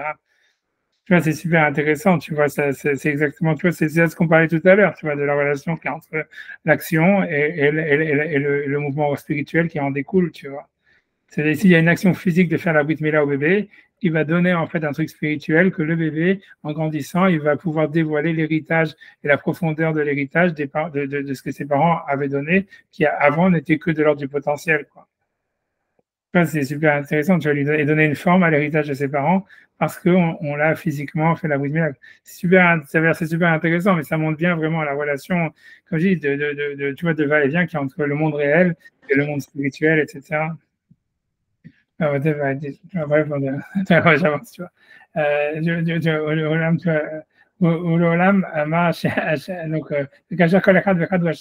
Puisque chacun en réalité, il dévoile en fait le membre de l'autre et chacun en fait d'une certaine manière, il est plus parfait. Alors il dit le membre en réalité ils vont rétrécissant, c'est ce qu'il avait dit au début. Donc ça veut dire qu'en fait ça veut dire on est capable de dévoiler de moins en moins de formes, c'est ce que ça veut dire. Mais en fait, lui, ici, il y a un truc super Lubavitch, ici aussi très, très contestable, puisqu'il dit, tu vois, bien que non, tu comprends, parce qu'il veut dire oui, en fait, parce que c'est quand même, tu vois, ce qu'il dit ici, tu vois, c'est un peu, si tu veux, un peu le contraire de ce qu'il dit dans tout le reste du livre, c'est-à-dire, jusqu'à maintenant, il faisait la louange de dire, ah, les générations d'avant sont meilleures que les générations d'aujourd'hui, là. Nous, on est des nains, c'était des génies, on comprend pas leur sagesse et tout ça. Et puis, il s'est dit, non, mais chacun, il arrive à un niveau de perfection de plus en plus grand. Tu vois, tu vois, c'est intéressant parce que, tu vois, c'est ce qu'il dit, puisque en fait l'idée on a l'impression qu'il veut dire que le message en fait de nos parents il se réalise que si nous on est capable de l'actualiser. Donc en réalité tu vois ça veut dire d'un certain point de vue c'est sûr qu'au niveau de la réalisation de la chose de sa mise en œuvre du dévoilement de sa forme en réalité c'est plus les générations elles vont plus au niveau de la forme la perfection elle est parfaite quoi ou en tous les cas elle se dévoile plus tu vois c'est là ce qu'il veut dire tu vois puisqu'on parle de réalisation tu vois c'est un truc comme ça. C'est vrai, mais ça devrait aller en se simplifiant, alors que ça se en se complexifiant. C'est ça je suis d'accord avec toi, ce serait plus logique que la génération d'après comprenne mieux, et on a l'impression de mieux comprendre ce qui se passe. Et de notre côté, plus on recule, enfin, plus on va dans le temps, plus le message se complexifie. C'est-à-dire qu'en fait, tu vois qu'au départ, il y a la Torah, enfin bon, même si on part de la Gemara, Rashi, après il y a maintenant, et Rashi, après il y a les Tosfot, après Tosfot, il y a machin, et après il y a Metifta, et il y aura le Metifta du Metifta, quoi. Donc, c'est un double truc. J'ai l'impression qu'on sait plus de choses. Parce que maintenant qu'on a Metifta, c'est sûr qu'on sait plus de choses que le Tosfot, par exemple, qui a écrit ton truc. Mais par contre, on comprend de moins en moins le texte de départ. Quoi. On sait plein de trucs, mais on comprend. Non, je comprends ce que tu veux dire. C'est vrai que je ne comprends pas. C'est sûr que c'est bizarre qu'au lieu que ça te simplifie, ça se complexifie. C'est sûr que c'est bizarre. C'est sûr que c'est bizarre. C'est bon, comme tu dis, je sais pas. Non, c'est difficile, hein, c'est difficile. Je sais, ouais. Non, c'est sûr qu'on comprend moins. C'est sûr qu'à part qu'on comprend moins. Et il n'y a pas de doute qu'il y a plus d'intelligence maintenant. Si tu fais la somme globale de tout ce qui a été écrit sur la Gemara ou sur le truc, il y a plus d'intelligence en tout, si tu fais la somme, qu'au départ. C'est une augmentation d'intelligence. Et d'un autre côté, pour autant, ou alors c'est parce qu'il y a trop d'intelligence qu'on je ne sais pas. Je pense que c'est toujours l'histoire moi je pense du retour à l'origine qui est problématique. Tu vois. C'est-à-dire que tu vois, c'est comme tu dis, c'est comme il dit que la finalité, elle englobe pas l'origine. Et donc, en fait, tu vois, c'est comme tu dis, ce que tu décris, c'est vrai. Parce que tu vois, si tu veux, la plupart des rabbinim, c'est vrai, en fait, tu vois, qu'ils sont perdus dans leur, si tu veux, dans leur labyrinthe, tu vois, j'en avais vu, tu vois, c'est comme s'ils sont, il y avait un roman, j'ai vu comme ça, mais j'ai vu c'est quoi le nom, mais tu vois, c'est plus quoi, en tout cas, ils sont comme perdus dans un labyrinthe, tu vois, c'est comme si tu veux, ils ont créé des méandres, et des méandres, et des méandres, et à force, tu vois, de trucs, ils ont plus le rapport à, tu vois, comme je dis, à l'origine, tu vois, au texte, quel est le sens du texte, tu vois, réellement, qu'est-ce qu'ils voulaient dire, pourquoi ils l'ont dit, etc. Et je pense que, tu vois, ça, c'est sûr que, ok, mais je pense que c'est inhérent, c'est ce qu'on a dit, c'est inhérent, en fait, à la réalisation, quoi. C'est que la finalité, elle n'arrive pas à englober l'origine. Mais maintenant, tu vois, je pense qu'après ça, tu vois, je veux dire, c'est-à-dire tout le monde pourrait refaire ce retour à l'origine, tu vois, moi, si tu veux, moi, personnellement, moi, c'est ce que j'ai appris, tu vois, chez Rav David Feinstein, ça, tu vois, parce que moi, quand j'étais à Slobodka et tout ça, dans toutes les chivotes en Eretz et tout ça, ça veut dire, comme tu dis, ça veut dire, voilà, on apprenait la technique, machin, da. Et en fait, tu vois, ça veut dire ce que tu oubliais, c'est, tu vois, qu'en fait, après, il fallait revenir au texte, tu vois, il fallait revenir à l'origine, tu vois, ce que Rav Moshe, il avait, tu vois, ce que Rav David, il avait, c'est sûr, quand tu fais ça, mais voilà, ça change, c'est qu'un mouvement, tu vois, il suffit d'apprendre à le faire, tu vois, il n'y a rien de très compliqué en réalité, tu vois, il faut avoir de la bonne foi, il faut avoir simplement une bonne foi et tout ça. Ouais, mais c'est vrai que la plupart. Bon, ça veut dire quoi? Ça veut dire revenir au texte. Mais forcément qu'on y passe par le texte. C'est-à-dire que je dis, tu vois, c'est que quand nous, par exemple, simplement, tu vois, dans le truc, tu vois, ça peut pas être pire. Comment, tu vois, moi, ce que j'ai appris à MTJ et tout ça, etc., que moi, pour moi, ça a été comme une sorte de révélation. Et que, tu vois, quand la première fois que j'ai Abdovid, il m'a regardé quand j'étais complètement cinglé parce que pour moi, c'était un truc complètement, tu vois, c'était un truc tellement évident que moi, il disait, et moi, il a dit une fois, mais il m'a vraiment pris pour un fou à ce moment-là, tu vois. Mais ça veut dire, tu vois, mais parce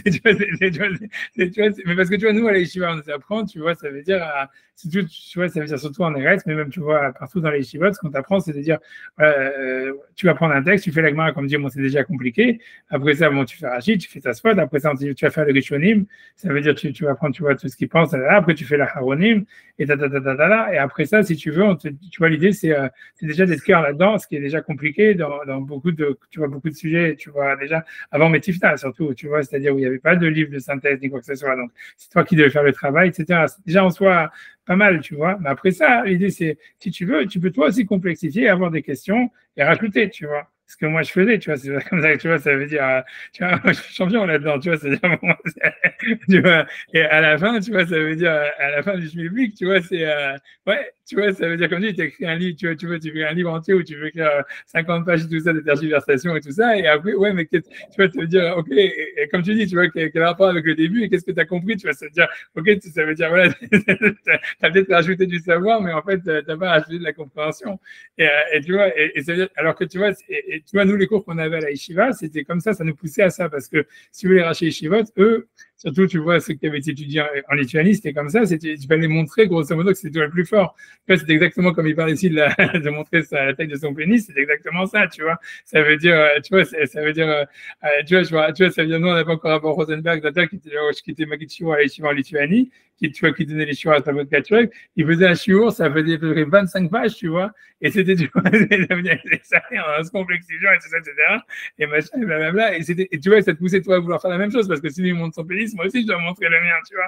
Et donc, c'était ça. Mais le truc, donc, ça faisait que, tu vois, ça veut dire que, tu vois, ça veut dire que tu pouvais faire des trucs super compliqués, tu vois, super trucs, etc., machin, blablabla.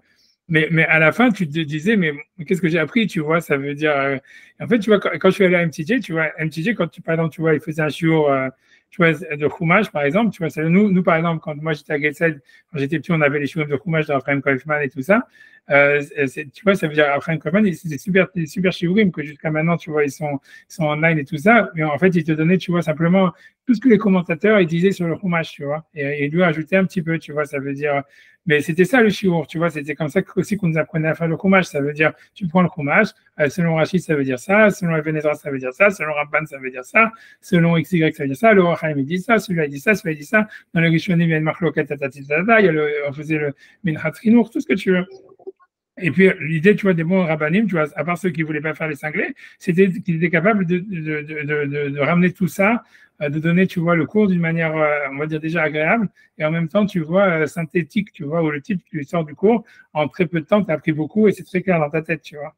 Et voilà, c'était pour ça, c'était ça les cours que nous, on a grandi avec, tu vois. Il y avait deux types de cours. Il y avait les cours de ceux qui voulaient montrer leur, tu vois, leur biscotto, tu vois, et il y avait ceux, tu vois, qui faisaient des cours, tu vois, machin.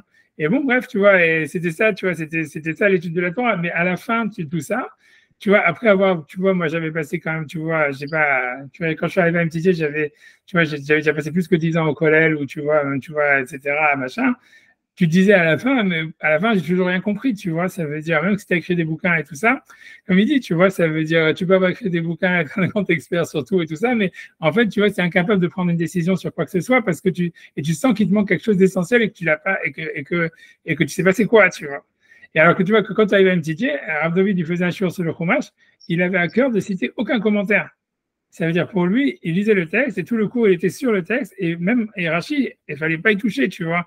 Parce que tu vois, Rashi, c'est pas le texte, tu vois. Et donc, et c'était donc, tu vois, de donner des sens, tu vois. Et la même chose avec la Gemara, c'est-à-dire que même quand tu vois, moi, je suis avec vous, tu vois, la Gemara Shitaswat, c'est un peu comme Rav David le faisait, mais tu te rends pas compte que pour un Rosh Kolel, tu vois, de donner des shurim de Gemara Shitaswat, c'est, je sais pas, c'est comme si, tu vois, c'est comme si, je sais pas, moi, si, j'en sais rien, c'est comme si quelqu'un, tu vois, je sais pas, il enseigne, je sais pas, il a un pied, je sais pas, il est, comment dire, à Polytechnique et il prend un programme, tu vois, de 11e, tu vois, c'est exactement ça. C'est tu reprends les mathématiques, tu vois, au niveau du 1 plus 1 égale 2, 2 plus 2 égale 3, etc. Et ça veut dire, parce que tu vois, c'est de revenir sur le texte, tu vois, sans aucun commentaire, parce que Rachid Tosfot, si tu veux, c'est le bare minimal, tu vois, c'est vraiment, en fait, tu vois, c'est le, tu vois, c'est vraiment tu vois, le minimum. Et même, et à chaque fois, le travail du Rav David, c'était plus, tu vois, sur la Gemara et beaucoup sur Rashi, mais tu vois, Tosfot, il est passé en Razmot, tu vois, grosso modo. Mais l'idée, c'était justement, c'était de revenir sur l'origine, tu vois, du texte, tu vois, voilà, et ça, c'est ce que ça m'a appris. Mais tu vois, si tu veux, ça, c'est un travail, ça veut dire, c'est même pas un travail, tu vois, si tu veux, c'est un retour à faire que tu peux faire, tu vois ce que je veux dire. C'est-à-dire, en fait, la plupart des rabbinim, ils le font pas parce que ça leur échappe, tu vois, ça veut dire qu'ils n'ont jamais vu, tu vois, c'est à force d'entrer dans la technique, tu oublies, en fait, tu vois, ce retour à l'origine, tu vois. Ça ne se fait pas parce que tu as acquis une technique parfaite. C'est-à-dire que si tu sais, tu as lu tous les Rishonim et tous les Haronim sur le sujet, tu peux t'en passer. Ouais, c'est surtout que tu vois, en fait, que tout ce que tu as appris, ça ne servait à rien, tu vois. C'est parce que, tu vois, c'est là où tu as compris, tu vois, que tu as compris, si tu veux. Si tu vois, c'est tu vois, c'est exactement ça. C'est là, tu vois, ça veut dire, tu vois, il faut tout apprendre, tu vois, mais en fait, tu as compris vraiment quand tu arrives au point où tu as compris que tout ce que tu as appris, ça ne servait à rien. Tu vois, et c'est là où tu sais que tu as compris, tu vois. Mais c'est vrai, je te promets que c'est vrai. Si tu vois, tu vois, ouais, tu vois, mais, mais je sais pas, mais c'est pour ça que je veux dire, je pense pas, je pense que tu vois, et c'est pour ça que Rav David, tu vois, en fait, lui, il est arrivé, tu vois, tu vois, même tous les super grands poskim de l'époque, tu vois, ça veut dire, avec Yashiv, tout cela, ils disaient que Rav David, il disait un plus grand procès qu'eux et tout ça. Alors que, tu vois, eux, parce que quand ils écrivaient des réponses, tu vois, des responsables, ça faisait 25 pages, lui, il disait oui, non, pas plus. Et jamais un mot d'explication. Pour lui donner un mot d'explication, c'était déjà trahir le sac. Tu vois, donc ça veut dire c'était oui, non. Ouais, mais est-ce que l'étude, on peut pas dire que l'étude, si tu veux, les commentaires des grands rabbinim, ça t'apprend un peu leur façon de penser, et ça peut, toi, on va dire, te libérer d'une certaine façon pour penser le texte par toi-même, si tu veux. Ouais, c'est ça le but. C'est-à-dire, voilà, parce que enfin, moi, en fréquentant des rabbinim comme ça, ou même, par exemple, en ta compagnie, ça te permet, si tu veux, de penser des choses que tu ne te serais peut-être pas permise de penser par toi-même. Tu vois ce que je veux dire? Et après, ça t'appartient. Mais moi, c'est surtout ça qui m'intéresse, si tu veux. C'est que souvent, j'ai constaté que je me faisais des réflexions et que le Rav, derrière, lui, il faisait les mêmes réflexions, ou voire même dans la Gemara, deux passages plus loin, tu t'aperçois que les rabbinim se posent les mêmes questions que tu te poses sur le texte. Donc tu dis, bon, je suis peut-être pas si con que ça, et je peux penser, tu vois, je peux penser le texte. Au buto, je suis et con, ça, à la limite, moi, hein? Non, sans compter que, bon, des fois, tu es quand même soufflé parce qu'il y a des trucs brillants qui sortent, et je veux dire, tu te dis, c'est profondément original, et ça m'ouvre un monde nouveau devant moi, tu vois, c'est vraiment ça, quoi. Alors, bon, c'est un plaisir intellectuel aussi, si tu veux. C'est aussi un plaisir intellectuel. C'est aussi, bon, après, je veux dire, bon, c'est sûr, si on revient à l'origine, moi, j'ai plutôt tendance à penser qu'on cherche sans arrêt à échapper à l'origine, quoi. C'est pas à y retourner. Mais c'est les deux, c'est les deux. Je pense qu'il y a vraiment les deux, tu vois. C'est ça le point, tu vois. C'est un mouvement d'aller-retour. C'est ce qu'il y a décrit ici, tu vois. Comme dans la finalité, en fait, on rate toujours l'origine, tu vois. Après ça, quand on a atteint quelque chose, on veut toujours revenir, tu vois, vers le début, tu vois, vers la chose qui nous a échappé, tu vois. Et c'est un peu, tu vois, c'est comme tous les actes manqués qui sont décrits dans Lacan et tout ça. Sauf que, tu vois, ce qui est intéressant, tu vois, dans le Maral, quand on ce passage qu'on a, tu vois, quand il parle sur le 9 et pas le 10, c'est comme si le 0, il ne fait pas partie des 9 chiffres et tout ça, c'est que chez Lacan, tu vois, l'acte manqué, c'est quelque chose, on va dire, qui serait de l'ordre, tu vois, presque, tu vois, peut-être même, on peut même parler, tu vois, d'une sorte de maladie mentale, tu vois, ça veut dire de quelque chose de l'ordre presque de la, je vais pas dire de la pathologie, tu vois, mais presque, tu vois, c'est quelque chose qui serait comme quelque chose de négatif, comme quelque chose, en fait, qui serait la réponse à un mini-traumatisme, tu vois, comme dans Freud, l'absence de la mère, avec l'histoire avec la poupée, qui fait revenir la poupée, tout ce machin-là et tout ça. Alors que tu vois, ce que lui veut dire le Maral, c'est que ici, c'est que lui dit non, c'est pas la réponse à une absence, à un traumatisme, c'est la nature même, en fait, de la sexualité masculine, tu vois, d'exister de cette manière. Et c'est, tu vois, voilà, donc, et que c'est donc dans la relation même au divin, au temps, tu vois, au monde autour de nous, on est condamné en fait à être dans cette relation toujours de vouloir produire et ensuite de se sentir étranger à notre production pour ensuite vouloir revenir à l'origine et constamment, tu vois, reproduire, tu vois, quelque chose de nouveau, tu vois, et c'est ça, tu vois, c'est ça ce qu'il veut dire, tu vois, tu vois, c'est ça ce que lui dit, tu vois, mais et donc voilà, donc je suis d'accord avec tout ce que ça veut dire, c'est vrai qu'on veut toujours et s'enfuir de l'origine et en même temps revenir à l'origine, ça veut dire, ça veut dire, on va créer parce qu'on veut s'enfuir de l'origine, tu vois, ça veut dire, voilà, le Maral, il va écrire le Ver Agola parce qu'en fait, d'une certaine manière, malgré ce qu'il dit, tu vois, en fait, il veut s'enfuir de l'origine du Talmud, tu vois, il veut lui donner un sens nouveau. Et d'un autre côté, tu vois, ça veut dire, en fait, quand il a fini ça, il se sent coupable, on va dire, d'avoir atteint son but et il veut revenir à l'origine, tu vois. Et c'est constamment comme ça, tu vois, c'est une sorte de, tu vois, tu vois bien, c'est ça l'idée. Mais mais ce qu'il a décrit, c'est que la plupart des rabbinim aujourd'hui, si tu veux, ils se perdent dans leur labyrinthe, ça veut dire, ils ont pas, tu vois, ça veut dire, et voilà, ça veut dire qu'ils ont perdu l'origine. Et pour eux, mais c'est pas parce qu'ils la recherchent pas, mais c'est parce qu'en fait, ils pensent pas être capables de. C'est suspect parce que ça fait penser, on va dire, à l'approche chrétienne quand même, de se dire qu'on est là sur le texte. Tu vois ce que je veux dire avec ce que nous on part, bon, qu'on cherche à simplifier le Talmud. Bon, on part déjà de quelque chose de complexe, si tu veux, mais alors c'est la lecture comme ça du texte, si tu veux, on a l'impression que c'est un chrétien qui va ouvrir un Ancien Testament et qu'est-ce que ça lui raconte? Tu vois ce que je veux dire? Et ça peut être n'importe quoi. Ça peut être, il peut dire des. Alors je sais pas. Bon. Je sais pas. Ça dépend. À la fin, moi, je pense toujours que ça veut dire, ouais, c'est sûr que tu vois, c'est comme tu dis, ça peut, c'est une interprétation et tout ça.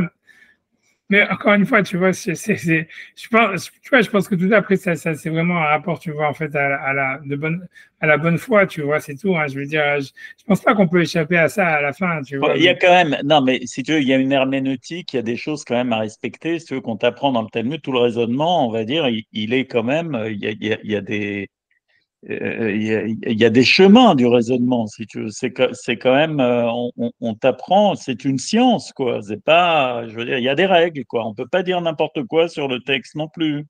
Ouais, non, ça. Ou alors, bon. Mais si tu veux, les règles, elles s'appliquent à n'importe quoi. Tu comprends ce que je veux dire? C'est-à-dire que ça veut dire que si jamais, en fait, tu vois, plus quelqu'un va suivre les règles, et moins les règles existent pour lui, si tu veux. Et en fait, parce que tu vois, ça veut dire, voilà, imagine que, par l'exemple, tu vois, d'un mec qui habite à Bnei-Brak et tout ça, si tu veux, en fait, si tu veux, quelqu'un qui habite à Bnei-Brak, il va faire toutes les règles de la Torah sans être conscient même qu'il les fait, tu vois, parce qu'il a jamais vu rien d'autre, et puis il a grandi dedans, et puis c'est tout, tu vois. C'est comme ça que le monde il sait même pas que c'est les règles de la Torah, pour lui, je sais pas, c'est comme ça, c'est comme les goyim mettent un jeans avec des baskets, lui il met son truc machin, et c'est tout, tu vois. Mais si tu veux, je sais pas comment t'expliquer, ça veut dire, voilà, ça veut dire, c'est vrai que tu vois, les règles, elles sont là parce qu'en fait, tu vois, parce qu'on est en face du n'importe quoi. Et c'est, tu vois, moi, je pense que par exemple, tu vois, voilà, pour bon, même l'exemple, même ici, tu vois, quand l'Agmara, elle te sort des passages comme ça, ouais, celui-là, son pénis, il faisait ça, l'autre, non, son pénis, il faisait ça, et tout ça. Tu vois, tu vois, c'est du gros n'importe quoi. Pourquoi l'Agma le dit? Tu vois, moi, je pense que par derrière, c'est parce que tu vois, ils savent justement, tu vois, qu'il faut tu vois, ça veut dire tout ce rapport, comme tu dis, de rapport à l'origine et tout ça, etc., c'est revenir à un état où tu es complètement con et tu dis des conneries comme, tu vois, comme les goïms dans un bar, tu vois. C'est même pas des chrétiens qui lisent la Bible, tu vois, c'est ça, tu vois, ouais, non, moi, j'ai la plus grosse et tout ça, machin, là, je sais après, moi, tu vois, où les mecs, ils sont, tu vois, après leur cinquième, tu vois, tu vois, cinquième round, tu vois, ça veut dire, mais tu vois, mais le truc, tu vois, mais c'est tout, tu vois. Mais je pense que parce que voilà, l'étude, elle doit partir de là, tu vois. C'est-à-dire, je sais pas comment expliquer, ça veut dire, pour qu'il y ait une règle, pour qu'après dire, ah, mais qu'est-ce que ça veut dire, pourquoi est-ce qu'on a le droit de le dire, est-ce qu'on a le droit de le dire, et tout ça, qu'est-ce qu'on gagne à le dire ou pas le dire, pourquoi on dit 9 et pas 5 et tout ça. Il faut partir, en fait, tu vois, de dire n'importe quoi, tu vois. Ça veut dire, il faut partir de dire, j'existe et je suis con. Et ok, maintenant, où j'ai envie, où j'ai ça, c'est d'avoir un point de départ qui est nous-mêmes, tu vois, qui est accepté, et que si tu veux, et qui, on va dire, c'est de la folie, la stupidité, j'en sais rien, mais qui est nous-mêmes. Après ça, ah, il y a la règle qui arrive. Alors maintenant, quel est le sens de la règle? Mais si tu te dis non, j'accepte la règle et je rentre dans la règle, eh ben, paradoxalement, il n'y a plus de règle, si tu veux. La règle, elle est dissoute puisque tu es dedans, tu es comme dans un labyrinthe où tu suis les parois du labyrinthe. Donc, tu n'es plus en train de. Tu vois, donc, tu vois, si tu n'es plus dans la règle, tu vois. Si tu veux comprendre l'affaissement moral, la pourriture morale qu'il peut y avoir dans le monde orthodoxe ou dans n'importe quelle religion, c'est comment est-ce que tu peux avoir des gens qui sont tellement, en fait, qui veulent s'astreindre à une loi et qui, malgré tout, peuvent être des ordures, etc., qui vont tuer des gens, qui vont foutre la merde, etc., mais qui n'ont aucune morale, on va dire, de l'extérieur, c'est parce qu'ils sont comme ça, ils sont dans le labyrinthe. Et en fait, comme ils sont dans la règle, paradoxalement, la règle n'existe plus pour eux. Il ne reste plus que les murs du labyrinthe. Donc, eux, ils suivent les murs du labyrinthe. Tu vois, et tu vois, et ça veut dire, et tu vois, l'Agma, pour éviter ça, elle a dit, ah non, voilà, elle a mis des passages comme ça. Celui-là, il avait un sexe comme ça, celui-là avait un sexe comme ça. Tu vois, ça empêche normalement la personne, si tu veux, à justement rentrer dans ce fanatisme. Tu vois, tu vois, tu vois, c'est pas un fanatisme, tu vois, c'est une sorte de monde, tu vois, où tu vas couper du réel, tu vois, couper de toi, couper du réel, couper de l'extérieur, qui est le contraire de la loi, tu vois. Mais c'est pour ça, en fait, ils disent n'importe quoi. Il faut partir de n'importe quoi, tu vois. Encore une fois, il ne faut pas s'arrêter là. C'est ça l'histoire. C'est que eux, tu vois, ça veut dire la Gemara, elle s'arrête pas là. Tu vois, le Maral, il va me dire, ah voilà, il parle de la taille de leur bite. Et non, moi, je vais donner la mienne, tu vois, et je vais vous envoyer une photo, tu vois. Ça veut dire, ça veut dire, il dit non, il dit non, tu vois, on part de là pour, tu vois, pour après, tu vois, discuter, tu vois, pour s'échapper de ça, pour partir de ça, tu vois, c'est-à-dire, tu vois, c'est ça la différence, tu vois, mais si on part pas de là, en fait, on devient aussi, tu vois, débile que, tu vois, on perd conscience, si tu veux, du réel, tu vois, la Gemara, elle a voulu aller contre ça, tu vois. Pour moi, c'est hyper incroyable quand tu penses, tu vois, moi, c'est que quand tu penses, tu vois, que ce qui s'écrivait à l'époque de la Gemara, c'est plus ou moins les évangiles, et que tu vois, comme dans les évangiles, tu vois bien comment la Gemara, elle s'est démarquée justement des évangiles en mettant des passages comme ça, tu vois, ça veut dire, il y en a plein d'autres en réalité. Et parce qu'en fait, justement, ils ont compris le danger qu'il y avait tu vois, de rentrer dans une sorte de spiritualité, tu vois, comme ça, angélique, et rentrer dans un monde, tu vois, si tu veux, tu vois, ça veut dire un idéal qui n'existe pas. Et après ça, et s'échapper du réel, et que ça serait l'ouverture, en fait, à la plus grande, tu vois, ça veut dire à la plus grande barbarie, en réalité, derrière, tu vois, puisque, tu vois, ça veut, tu perds conscience de la réalité de l'existence humaine, tu vois. Moi, ce qui m'étonne, c'est que, en fait, si tu veux, c'est les rabbanim, dans la Gemara, ils ont truffé de choses comme ça. Les Rishon, et tu vois, même le Maral, ils en rajoutent, tu vois, les rabbanim d'après, ils en ont rajouté si tu veux, des tartines, etc. Et après, tu termines, tu vois, avec des rabbanim, tu vois, comme on a aujourd'hui, avec des chapeaux noirs et des barbes trucs et machin, complètement, tu vois. C'est super bizarre, tu vois. Je sais pas, comment est-ce qu'on est arrivé là, tu vois. Ça veut dire, comment le Talmud, il a pu faire des rapports, des trucs comme ça, tu vois, c'est super bizarre, tu vois. Ça veut dire.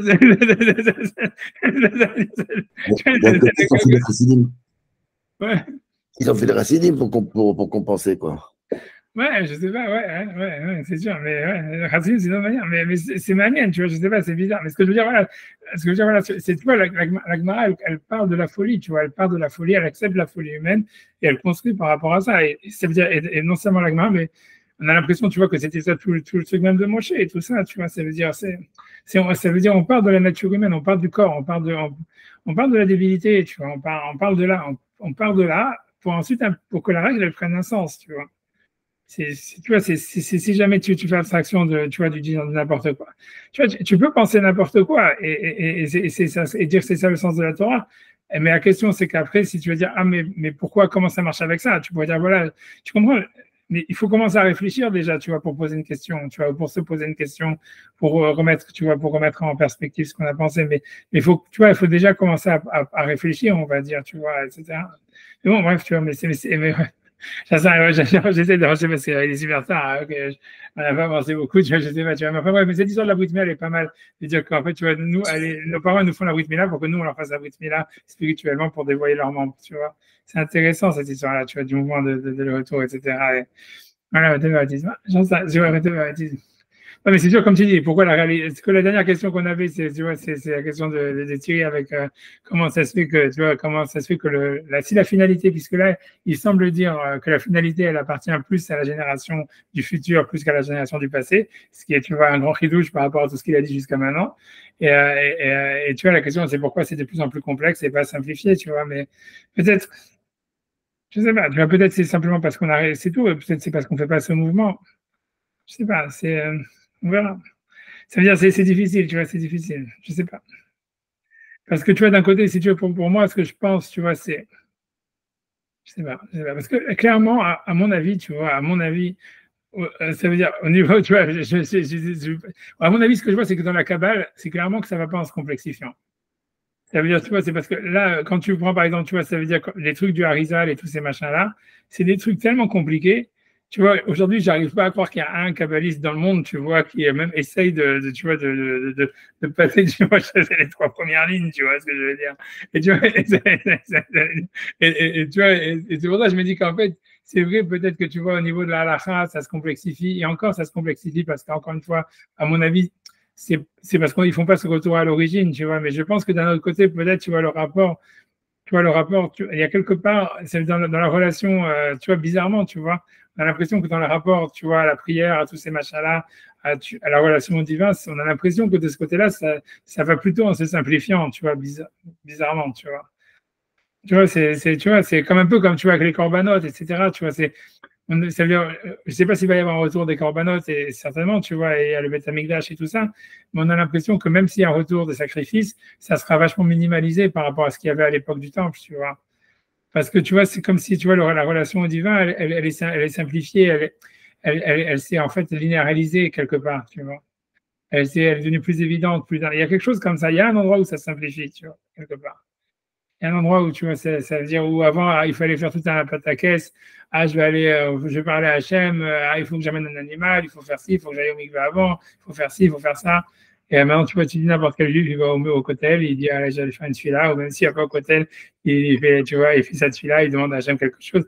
On sent qu'il y a quelque chose dans la relation au divin, quelque chose qui s'est simplifié. Ça s'appelle faire le tour de la question, si tu veux. C'est exactement l'humanité on peut supposer, si tu veux, qu'elle sort de l'enfance comme ça aussi, en faisant le tour de la question, mais il faut en passer par là. Enfin, quelque part, bon, celui qui peut se permettre la simplicité, c'est qu'il est déjà passé par une certaine complexité, quoi. C'est comme, je sais pas, Picasso, quoi, quand on lui demandait de faire un tableau en 5 minutes, si tu bon, il demandait pour payer ses additions, je crois que j'avais entendu un truc comme ça. Le type me dit, mais vous avez juste foutu un trait comme ça, un coup de pinceau sur un tableau et vous voulez payer des repas pour les 30 personnes que vous avez invitées et tout. Il dit, oui, mais derrière, il y a des années et des années de travail et de génie. Moi, j'ai l'impression, si tu veux, qu'il y a un chemin peut-être comme ça, peut-être, j'en sais rien, mais effectivement, on va retrouver, c'est peut-être vrai pour la Torah et même pour le reste, hein, on retrouvera, c'est la façon dont on aura fait un chemin comme ça pour retrouver une relation, on va dire, assumée peut-être. Ouais, c'est sûr, comme tu dis. Peut-être avec l'éternité, tu vois. Je sais, certainement, hein, mais je pense que c'est valable à la fois pour les Juifs et à la fois et même dans leur vécu, si tu veux, parce que le vécu aussi, toute l'histoire, tout ce qui est arrivé, c'est de la providence aussi, si tu veux. Oui, c'est arrivé. Moi, je crois très fort, si tu veux, que les événements historiques, oui, ça a réellement, ont un caractère, enfin, le monde entier, la Torah, elle est partout autour de nous, c'est un caractère, ce qu'on vit, tout ça, c'est un caractère providentiel. Les temps messianiques, c'est de savoir déchiffrer ce qui nous entoure d'une façon comme ça, sans filtre, quoi. Et peut-être qu'on y aura accès d'une certaine façon, peut-être qu'on va y avoir accès comme ça d'une façon très simple, très, très claire, et qu'on n'aura plus besoin d'un ensemble de béquilles qu'on nous a données pour pouvoir arriver à ce stade. Je ne sais pas, hein, c'est du grand n'importe quoi ce que je raconte. Il y a des versets, tu vois. Moi, je pense, si tu veux, voilà, c'est tout. Je veux dire. Il y a le verset qui dit Lo Yelamedou, ils enseigneront plus à Ishet Rehu, chacun à son ami, Déou et Hachem, connaissez Hachem, qui coule à voilà, que tout le monde ne connaît pas, du plus petit au plus grand. Mais en attendant, c'est comme les enfants, il faut les laisser, il faut qu'on laisse l'humanité faire le tour de certaines questions, par elle-même, si tu veux. Sinon, si tu veux, elle reste avec comme un enfant, si tu l'empêches de bouffer, si tu l'empêches je veux dire, quand il est dans un chemin, on dit qu'il est, je sais plus dans il est dans le chemin du rat, si tu veux, il n'est pas dans un chemin, tu comprends, l'humanité, elle n'est pas dans un stade rationnel encore, elle est pas dans un stade raisonné vraiment, elle se cherche. Donc, comme un enfant, il faut qu'elle fasse le tour de certaines choses. C'est comme ça, aujourd'hui, on voit les gens commencent à condamner l'idée de la guerre, qui était, bon, je veux dire, c'est récent qu'on condamne la guerre. On voit ce qu'il faut. Enfin, je veux dire, tu peux plus faire la guerre maintenant. C'est pas possible. Je sais, je suis d'accord, mais tu vois, c'est pas possible de faire la guerre aujourd'hui. Ils ont trouvé des solutions pour la faire quand même. Mais c'est quoi? S'ils sont pas contents, ils ont qu'à partir. C'est ce que je veux dire. C'est tellement rétrograde, c'est un truc complètement absurde, complètement débile. Tu vois, parce que aujourd'hui, pourquoi tu vas faire la guerre? Tu peux tout recevoir en faisant la paix. Tu vois ce que je veux dire? Tu veux venir habiter quelque part, tu peux venir, tu veux même faire du business là. Tu veux dire, toutes les frontières sont ouvertes. Tu vois, c'est comme si tu fais la guerre à quoi exactement? Tu vois, ça veut dire. C'est ridicule. Ça veut dire il y a quelque chose qui. Il y a un Rav, je ne sais qui, disait que la guerre se fait dans les yeshivotes, à l'étude, par l'étude. En tout cas, une fois, je discutais avec Rav Ronstein il y a très très longtemps, et il me disait qu'il était pendant la guerre de 6 jours, il était en Israël. Et avec tout ce qui s'est passé, qu'est-ce qu'on voyait partout? Tzahal, Tzahal, Tzahal. Et c'est passé à l'as. La Kadosh Baruch Hu, la présence et l'aide. Donc là, j'ai l'impression le mesure pour mesure fait que maintenant, on dit l'inverse. Il a dit l'inverse par rapport à ce que il est dit souvent où on oublie ce qu'Hachem nous aide. Donc, il a mis tout le paquet pour les chivistes et pour ceux qui étudient en mettant en parenthèse, en fait, l'un et l'autre sont grotesques. Pourquoi? Parce que l'un ne pense qu'une partie de son corps et l'autre, il pense qu'à l'autre partie de son corps. Et c'est aussi grotesque, mais c'est pour mesure. Ça rend grotesque ceux qui disent Tzahal, Tzahal, Tzahal. C'est vrai que ils agissent, mais Tzahal est aidé. Oui, c'est ça. C'est comme tu dis, c'est tout le monde est comme ça. L'idée, c'est qu'à la fin. Et je me suis souvenu tout de suite de ce qui s'est passé attendez, ça va être en 80, quand Rav Ronstein m'a raconté cet étonnement qu'il a eu de voir que Tzahal, alors que c'était une victoire improbable et impossible. Mais c'est clair, mais c'est comme, je pense que quand il a gardé 6 jours, je ne sais plus quel général c'était qui a fait, tu vois, qu'après ça, c'est devenu le coup de génie, tu vois, de son truc. Je sais plus si c'était Moshe Dayan ou je sais pas quoi. Mais le premier jour, après la guerre, il a dit, il savait pas quoi dire tellement il a été impressionné. Il a dit, Etzba Elohim, oui, c'est le droit de Dieu. Et puis le lendemain, il a dit non, c'était le commandant de Sahel qui avait pensé à ça et ça. Je savais même pas 24 heures, tu vois, pour que le. Bien sûr, voilà, exactement. C'est exactement ce qu'il m'a dit. Voilà, c'est l'anecdote qu'il m'a dit. Exactement. À la télévision, le commentateur a dit, c'est le doigt de Dieu. Je ne sais pas s'il voilà, il a répété ce que je les événements. Mais voilà, les événements ensuite, le doigt, il a été coupé. Il a été coupé, le doigt. Non, c'est comme ça, c'est parce que c'est la nature humaine. C'est qu'on retombe, voilà, on ne peut pas tout le temps vivre encore dans une dimension pareille, si tu veux. Alors, des fois, il y a un dévoilement comme ça, on te donne un coup de projecteur et tu as un dévoilement. Et c'est ce qui s'est passé aussi le 7 octobre, c'est-à-dire on verra plus jamais le monde de la même façon, si tu veux.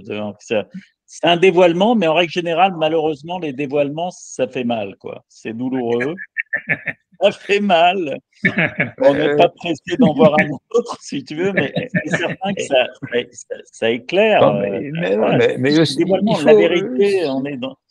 C'est cette dimension de vérité dans laquelle on est censé revenir. Puis c'était la dimension d'Adam Arishon, donc il était dans cette dimension-là. Mais bon, là on ressent pleinement le réel.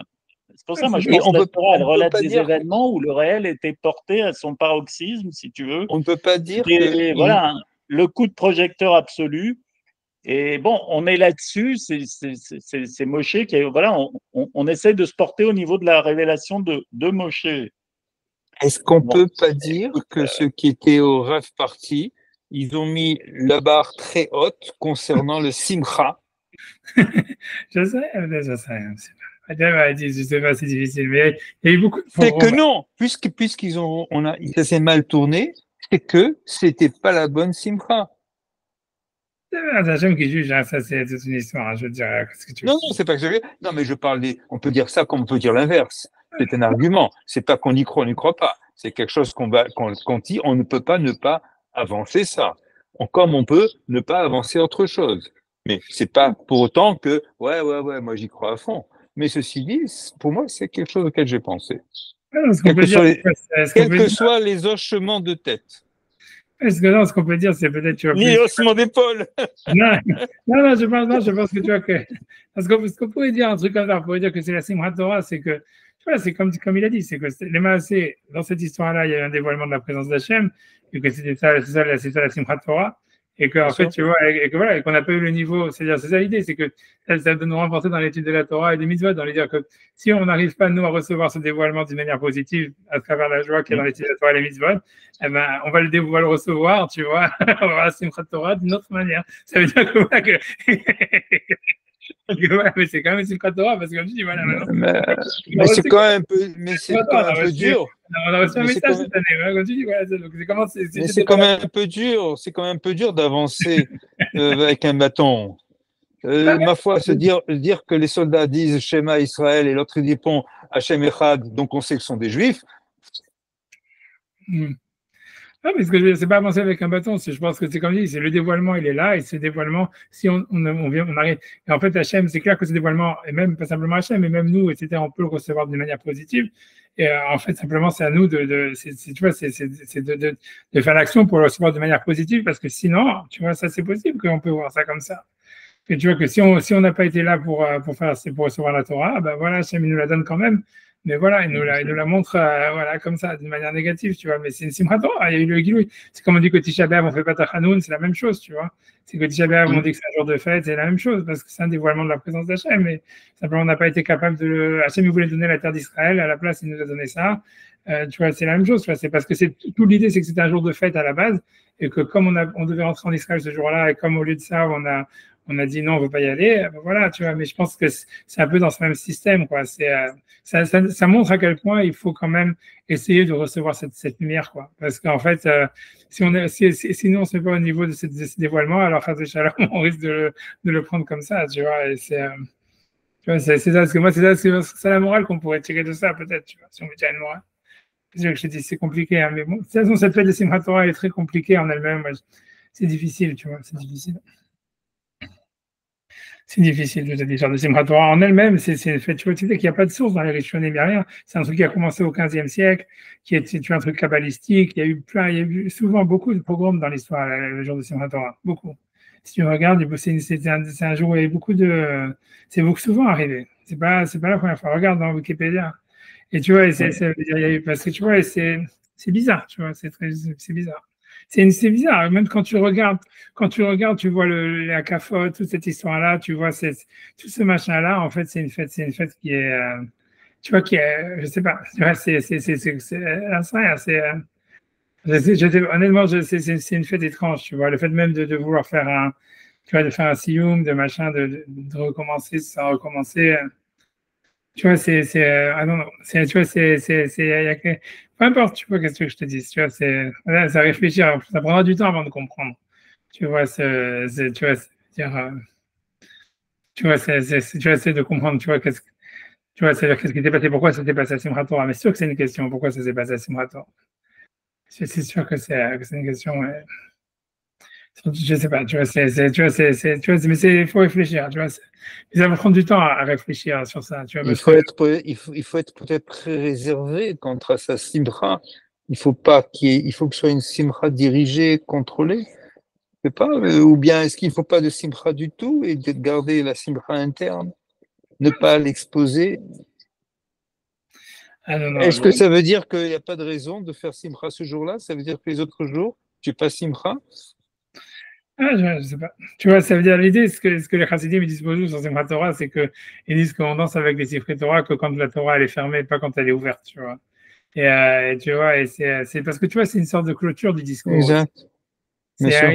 Il y a un côté triste dans Simchat Torah. Moi, j'ai toujours pensé comme ça. Et tu vois, c'est parce que tu vois, Un côté triste, c'est ça? Ouais. il y a un côté triste, il y a un côté triste. Ouais, Moi, j'ai trouvé ça m'a fait toujours plus de la peine. Et c'est lié à plein d'événements historiques tristes, le fait de danser avec les sifrei Torah. Tu vois, ça veut dire, tu vois, c'est vrai parce que ça fait penser, tu vois, en 42, quand tu vois les types, ils se font tuer par les nazis en dansant avec les sifrei Torah. Tu as l'impression que le fait de danser avec les sifrei Torah, et c'est lié à plein de pogroms où il y a plein de fois, tu vois, des tu vois, ça veut dire quand tu as des pogroms où les mecs, ils décident, tu vois, quand tout est fini, de prendre les sifrei Torah, de danser avec les sifrei Torah. On a l'impression, tu vois, que c'est vraiment un truc de game over, tu vois, on n'a plus rien à faire que de prendre les sifrei Torah, de danser, tu vois. Quand on me refile, moi, le rouleau de Torah pour danser, quand j'y suis pour participer, eh ben, je ne veux pas. Non, mais dis pas que c'est pas bien. Par contre, j'aime bien la Kabbalah quand on ouvre et quand on montre le Sefer Torah à tout le monde. Ça, j'aime bien. Non, je sais pas, mais c'est une question. Il y a quelque chose, tu vois, il y a quelque chose à réfléchir là-dedans, c'est sûr, non. J'ai dit, il y a quelque chose, tu vois, parce que tu vois, toute ça, cafote, c'est la cafote qu'on fait quand on fait une levaya autour d'un cercueil, tu vois. Mais c'est vrai, ça fait penser à ça. C'est quand tu réfléchis à ça, c'est même le texte, il est proche. Quand même pas nous dire que c'est la part maudite de l'objet, quoi, quand la Torah est fermée. Ouais, je sais pas, je sais pas, tu vois, ça veut dire. Mais c'est vrai que intrinsèquement, on sait que le juif, il est sacrifié à cause de ce Sefer Torah qu'il porte. Il danse avec. Il y a une relation terrible, ça c'est sûr. L'élection de la. Il y a une relation qui est peut-être terrible. Puisqu'on dit que le don de la Torah, c'était sur le mont Horeb, qui apportait la haine, le mont Sinaï, ça apportait la haine et la destruction. Mais tout à l'heure, c'est clair qu'il y a cette relation, si tu veux, elle nous coûte très cher. C'est ça, tout à l'heure, on parlait, je crois, tout à l'heure, en disant que le Premier ministre, le président, il s'élève pour mieux pour qu'on lui tire dessus. Nous, Akadosh Baruch Hu nous a élevés, ben voilà. Ah, ça, tu vois, c'est quelque chose. On aurait aimé rester dans l'ombre. Voilà. C'est ça? Alors, ça, je sais pas. Mais non, il faut pas. Il faut être content de notre. Mais il faut pas sortir. Non, il faut ce qu'il faut, mais juste ce qu'il faut. C'est comme, tu vois, je me rappelle, tu vois, qu'il disait, tu vois, quand on était à l'Yeshiva, il nous disait toujours que, tu vois, ça veut dire, parce que je sais plus quel rave qui ramène cette histoire-là, c'est qu'une fois, c'est dans l'histoire du Ben Ishraï, tu vois, qui ramène cette histoire-là, il ramène, parce que, si tu veux, après, ça j'arrête, tu vois, il est super tard, mais c'est vrai que dans la, si tu veux, dans la Gemara, si vous connaissez, il y a une halakha comme ça, qui est un peu bizarre, qui dit que si jamais quelqu'un, ça veut dire, on lui demande de l'argent, et lui, il refute la chose en disant non, je te dois rien. Alors, il n'est pas tour. Ça veut dire il ne doit pas jurer ni quoi que ce soit. Par contre, si jamais quelqu'un dit je te dois 500, elle lui dit non, je te dois que 250, donc il doit jurer d'après la Torah, machin. Bien sûr.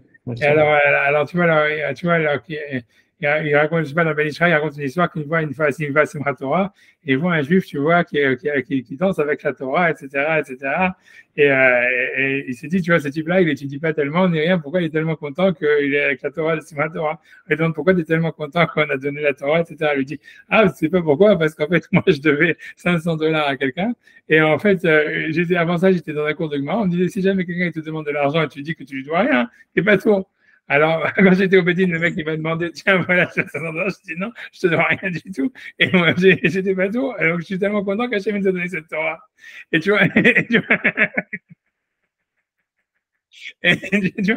le Benishka, il dit, ouais, voilà, en fait, la Torah, c'est pas nous qu'on doit se réjouir de la Torah, c'est la Torah qui doit être contente de nous. Tu Parce qu'on pense que le gars, il n'aura pas le culot de dire que je ne dois rien. Voilà, c'est ça. Mais c'est ça, mais c'est que l'idée, c'est ça, c'est que tu vois, c'est que c'est pas seulement toi qui dois te réjouir de la Torah, c'est aussi que la Torah, elle doit être contente de toi, tu vois, il y a un truc comme ça, tu vois. Mais j'en sais rien, tu vois, j'en sais rien. Mais c'est sûr que tu vois, dans l'Israël, il est marqué que tu vois, parce qu'on dit que les 3 fêtes de pèlerinage, elles sont liées au patriarche, etc.